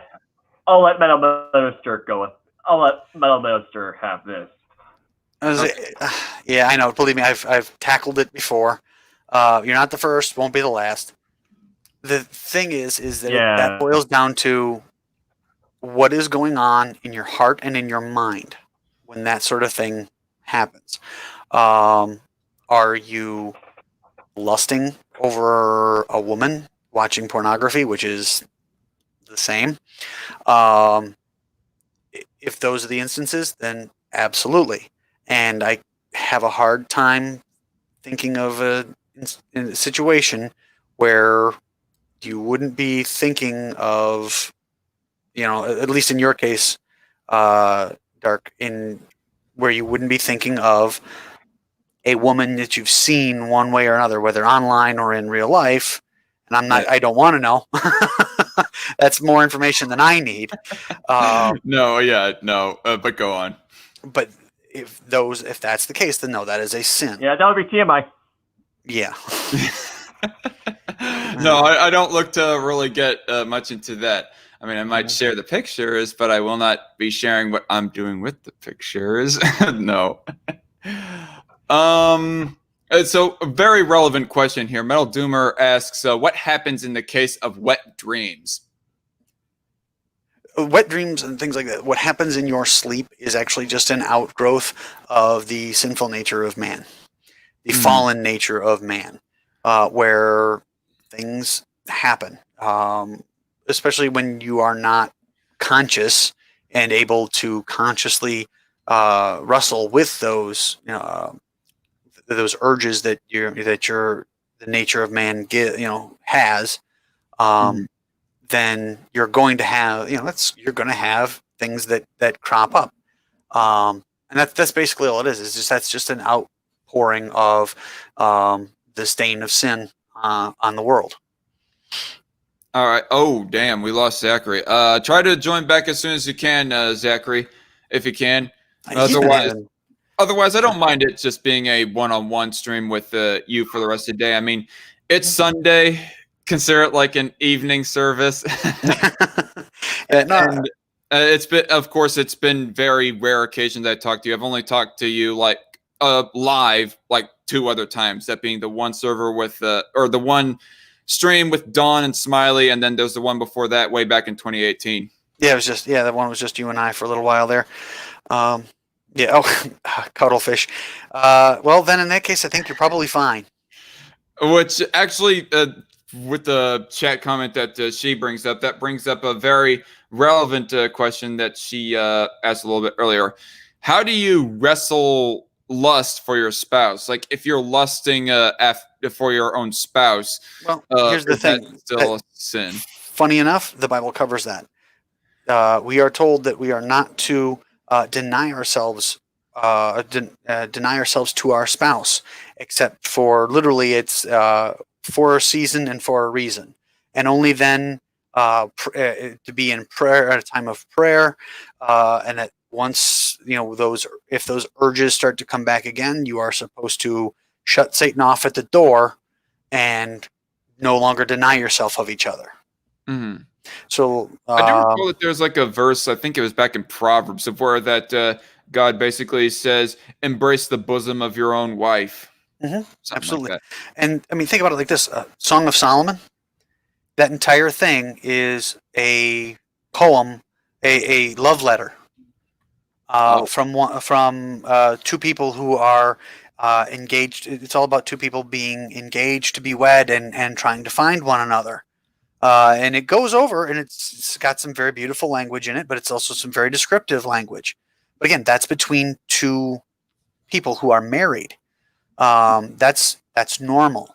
And like I said, again, we're going to keep going back to Paul, because Paul wrote a whole huge swath of the New Testament. Paul is one of the big players. Go on. Absolutely.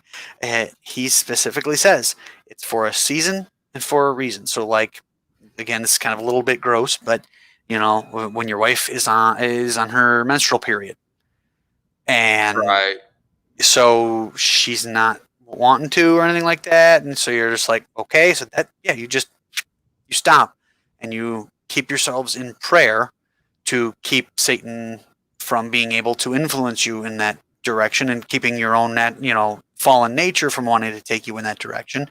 And then once you've gotten beyond that season, you no longer deny each other of each other. Right. And that kind of reminds me of a skit from Matt Best. There was one point of where he was all like, a real man loves his wife every day of the month. And the other guy was all like, oh, dude, you've earned your red meat.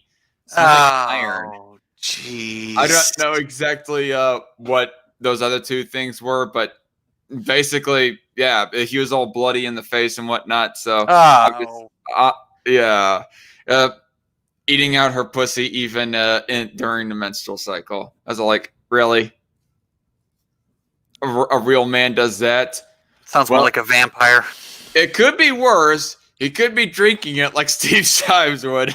Ugh. Although it's funny because you were mentioning before Blair White, and that clip that Barron got him to say was hysterical. Wait, what? You don't remember that? It was like a year or so ago. He got Steve Shives on stream, and then he, of course, recorded it to say, I love me some chicks with dicks. right. I know. And Miff Callfish actually says chicks with dicks. Exactly. And of course, Barron did the remix of that. Yep. So it was funny. It was funny. I like Barron. He's pretty funny. Sorry guys. Okay, Zachary says, sorry guys, my laptop connection went down the crapper on me. We can talk about eschatology another time. All right. Yeah, I mean, I was gonna say the only thing that I have, like that was the other thing that I kind of wish that we would have got more into is the whole end times prophecy thing, because Zachary seems to have a very interesting take on it. For one thing. Actually, that was the other thing that I had. Damn it, we lost the key player in that debate. That's all right. I mean, I can touch on it quickly. It depends on how far down the preterist hole, rabbit hole that Zach goes down.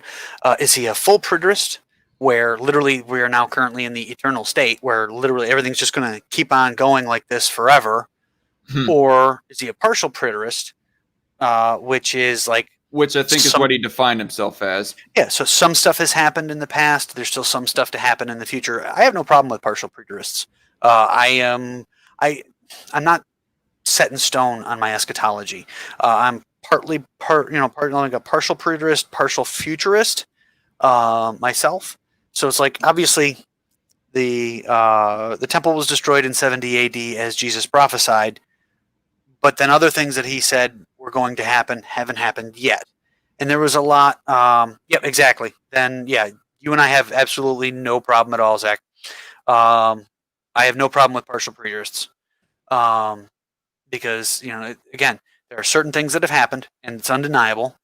And then there are other things that are going to happen in the future yet. I mean, that's how all of Scripture is. It's all about the now and the not yet.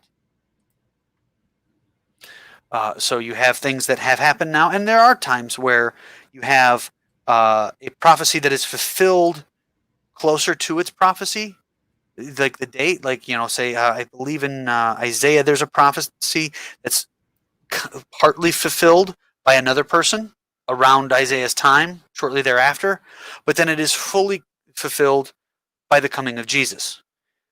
Mm-hmm. So you have a lot of that where it's the now and the not yet.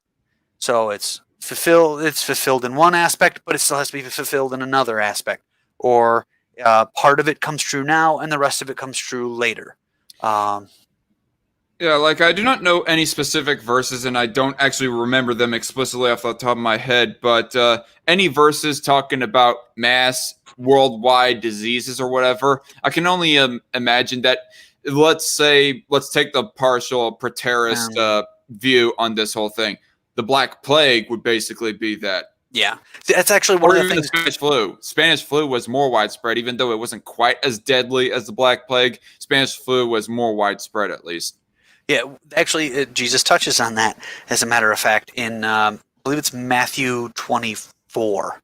24 or 25, I forget now, but he specifically is telling his disciples, that these things are going to happen, but one of the things he says is, but don't worry about these things. And one of the things is famines, wars, rumors of wars, things like that. Those come and go. Right. And he's specifically saying, don't let anybody run you around with I'm the new Messiah because you see, I can point to this and this and this, and I'm the returned Messiah because these things have all happened. And Jesus is literally saying, no, you don't follow the wars or rumors of wars or the famines or things like that because they always happen. Yeah, looking back on that verse, one of the things that people, more specifically atheists and anti-theists, like to harp on about is the fact that Jesus says, "When I die, the son will turn against the father, and nation against nation, and so on and so forth." I've literally heard an atheist once conflate that as meaning that Jesus is saying that these things should happen or something like that. No. It's like a straw man of the Bible. No, Jesus was just saying of what will that's not even a straw man. That's a tissue paper or a flash paper man. Yeah, what will happen by default, what will just naturally happen nonetheless. I mean, it is objectively a fact. Excuse me. It is objectively a fact. People have killed in the name of Jesus rather unnecessarily too. Like, die, faggot, or whatever, or die, heathen. Die. Insert thing that a person that should not die for X reason. I think I might have missed part of what you said. I'm sorry. Oh, what I was saying was it's just. It's not like Jesus was saying that these things should happen. He's just saying that naturally they will happen. Like it is pretty much objectively a fact that there have been other quote unquote Christians that have incorrectly used the Bible as a justification for some form of immorality, even slavery. Like I don't know. I haven't read any specific quotes, but I only give the benefit of the doubt that there are some people that did use Christianity as a justification for the transatlantic slave trade, when really it's not. Even by Old Testament logic, Old Covenant logic, it's not the same thing, because black people were not indebted to other black people, much less were they indebted to white people who are being sold by those, more, for lack of better wording, superior black people that were conquering other black people, So it doesn't even work in an Old Covenant context, because nobody was indebted with anybody. They're just owning people for rather arbitrary reasons, seemingly. In the Old Testament, the way that worked is, have you ever seen, it was on Discovery Channel for a few years, a show called Alaskan Bush People? No, I have not. Okay, it's about a family in Alaska who decided they wanted to live basically 100% off the grid up in Alaska. Well, the family, the father needed lumber for, to build their home with, but he didn't have enough money to pay the guy everything it was going to cost for all the lumber. So instead, he bartered with the guy and said, "Hey, my sons will come work for you as free labor to pay off the rest of what I would owe you." And it was accepted. That is very, very close to what would be considered as quote unquote biblical slavery in the Old Testament sense. It was very much I need to keep my family or myself from being, starving to death or being homeless. And so what you would do is you would sell your services for half wages and then food and shelter at the same time. And there's a whole slew of laws. I mean, because you always get into that, and then people are like, "Oh, you could beat your slave with an inch of their life, and you wouldn't get in any trouble." When actually, when you read it, it says that if they didn't die, the family members of that person weren't allowed to beat you to death. You weren't allowed to go with the lex talionis in that case. But if you even remotely injured a slave, not only did you have to set them free with 100% clear debt, but you also had to set them free with a whole slew of gifts, basically, including money, land, and livestock. So, no. It was not even remotely the same thing. And that is why there were so many people that wanted to stay as a member. You were treated as a member of the household in Jewish in the Jewish term of quote unquote slavery. It's a poor translation of the word, but it gets a point across, I guess. But there were so many people that wanted to, that when their time was done, and you couldn't be more than 7 years, when that time was done, so many people were like, I love the guy who's I'm working for right now. He's amazing. I want to work for you in this situation forever. So they actually had to create a system so that people could know that you have chosen to become a new member of their household permanently, and that the person wasn't breaking the law in terms of the indentured servitude, basically. Because otherwise, if he got caught, he could get killed for that. So you had to mark yourself, and they would literally take the lobe of your ear, put it up against the wall of like the door frame of the quote unquote owner, again for lack of a better term, and they drive an awl through the lobe of your ear, kind of like pierce your ear, because that would leave the mark saying, nope, this guy chose to do this, and you would have to obviously willingly do that, because you can't force somebody to put their earlobe up against the door frame. It doesn't work that way. Sorry, I'm getting off onto a tangent here. Sorry, but this is all stuff that I really enjoy. So is going through this stuff. Yeah, I mean the idea of the antebellum slavery being the same as Old Testament slavery, it's not even remotely close. They are light years apart. Oh, we'll see you later, Myth Cuddlefishing. Well, thank you. I don't. See you later, Myth Cuddlefish, thanks for checking out Metal Minister's channel and subscribing to it. Yeah, I mean, I don't really put hardly any content on there, but hey, we are going to have to talk a little bit about content creation a little bit when we go off air, Metal Minister. But yeah. Other than that, there's a little bit of content or words from Zachary Colley about all this. What was it going to do? Oh, there's your wars right there. Brother against, this was actually sent wrong. I wasn't looking very clearly. Brother against father or brother, sister against mother or sister, husband against wife. That saying, yeah, that was what I was trying to refer to. Well, that even wasn't even in terms of like wars or anything like that. That was just a matter of the gospel message itself was going to split some families up, because you were going to have members of a family who would be believers, and then you'd have other members of the family who would not be believers. And in the Jewish context, they would disown you. You were, as far as they were concerned, you were no longer a Jew, and so it would cause major strife in a family. And Jesus pointed this to people, and he said, "Listen, this is going to happen." It's not that he wanted that to happen, but we have people that get into that over football teams now. So it's Chiefs versus Raiders fans. Giants versus Dallas Cowboys fans.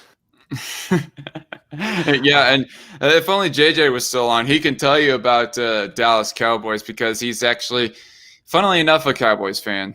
I dislike him already. I'm kidding. JJ's a good guy. I know, I'm kidding. There is one joke that I told him, and he absolutely got burned on it.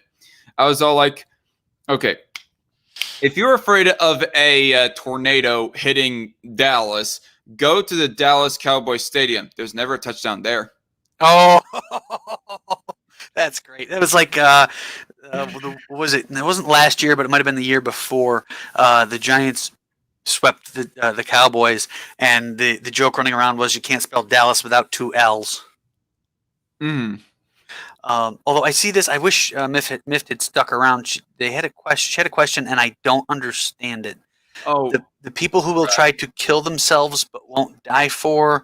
Do you think it means literal zombies?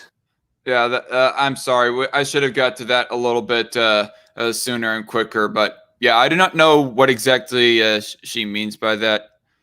By the way, I've actually heard the commentary from some people that say supposedly that Jesus was a zombie. I'm just thinking to myself, you're taking a 20th century idea, zombies, the living dead, versus the God man who he even says, "No one takes my life. I lay it down, and I have the authority to take it up again."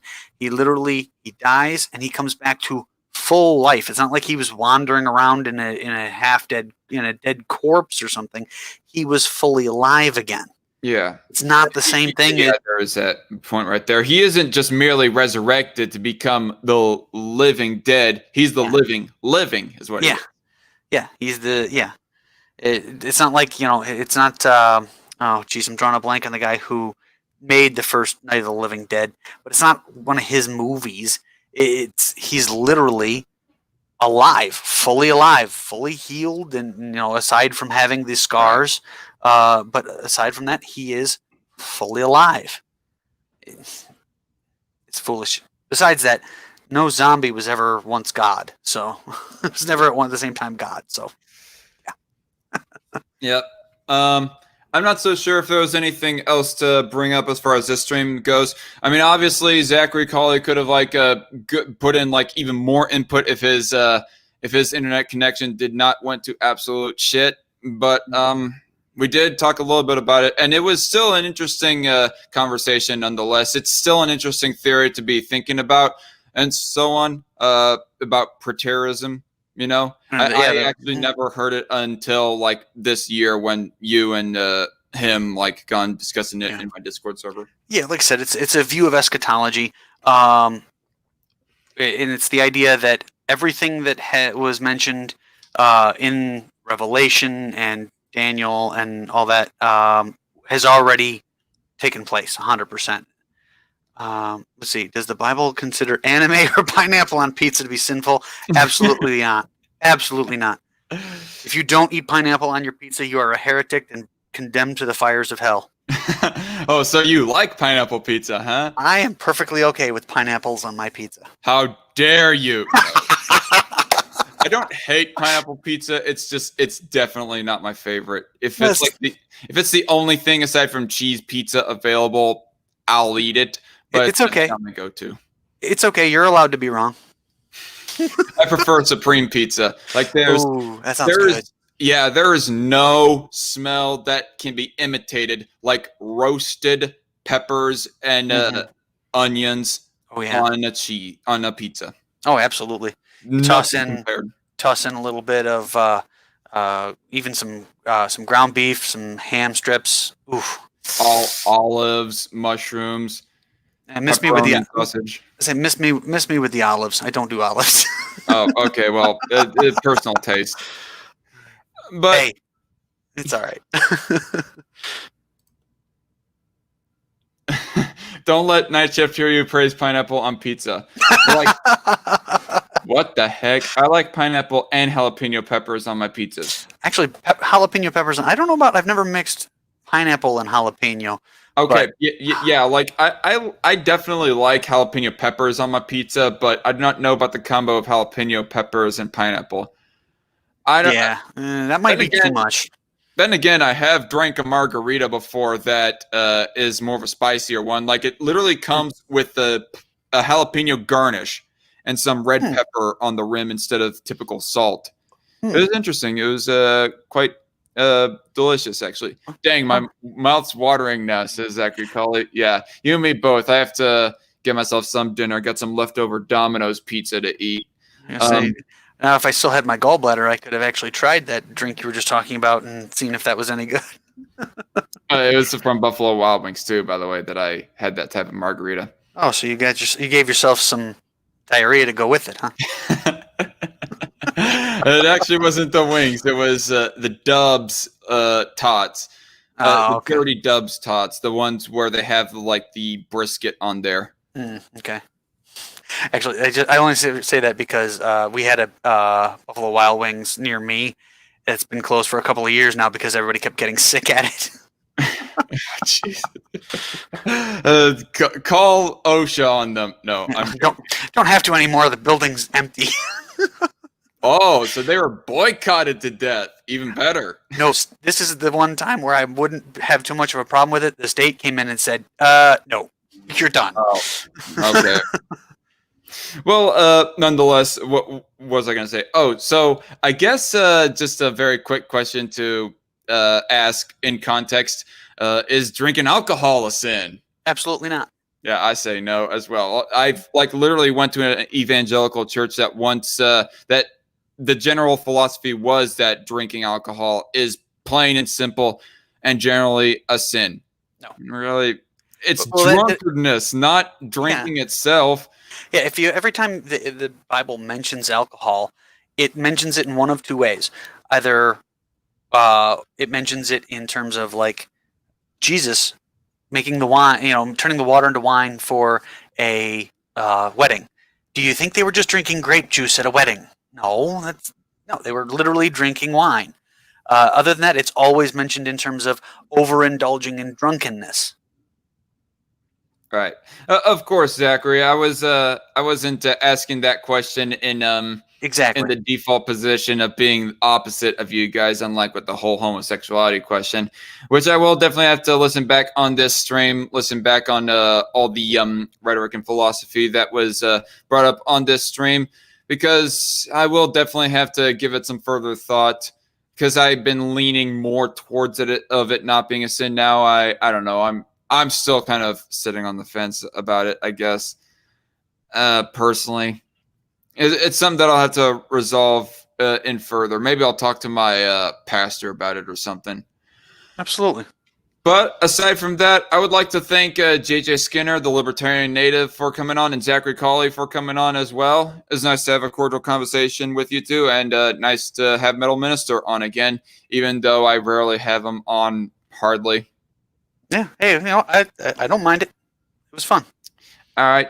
So I am going to end the broadcast right now, and hold on, folks. I will get that edited response video done soon enough. I mean, I know that I kept on procrastinating and keep on saying, oh, I'm going to get it done within this allotted amount of time or this allotted amount of time, and then it happens. No, I don't get that done, unfortunately. Spoiler warning. He's not going to get it done. An anti-pedo response video is just really soul-draining, folks. I'm not going to lie to you. I'm responding to somebody who's making pedo apologisms, just to clarify. It's just the making responses to that crap is just really soul-draining to try and get through. I can't wait to get that done, and then I'm going to make a response video to Michael Knowles. But other than that, hope to see y'all later. Stay tuned for that response video, and stay tuned. See y'all later. Good night. God bless. God bless.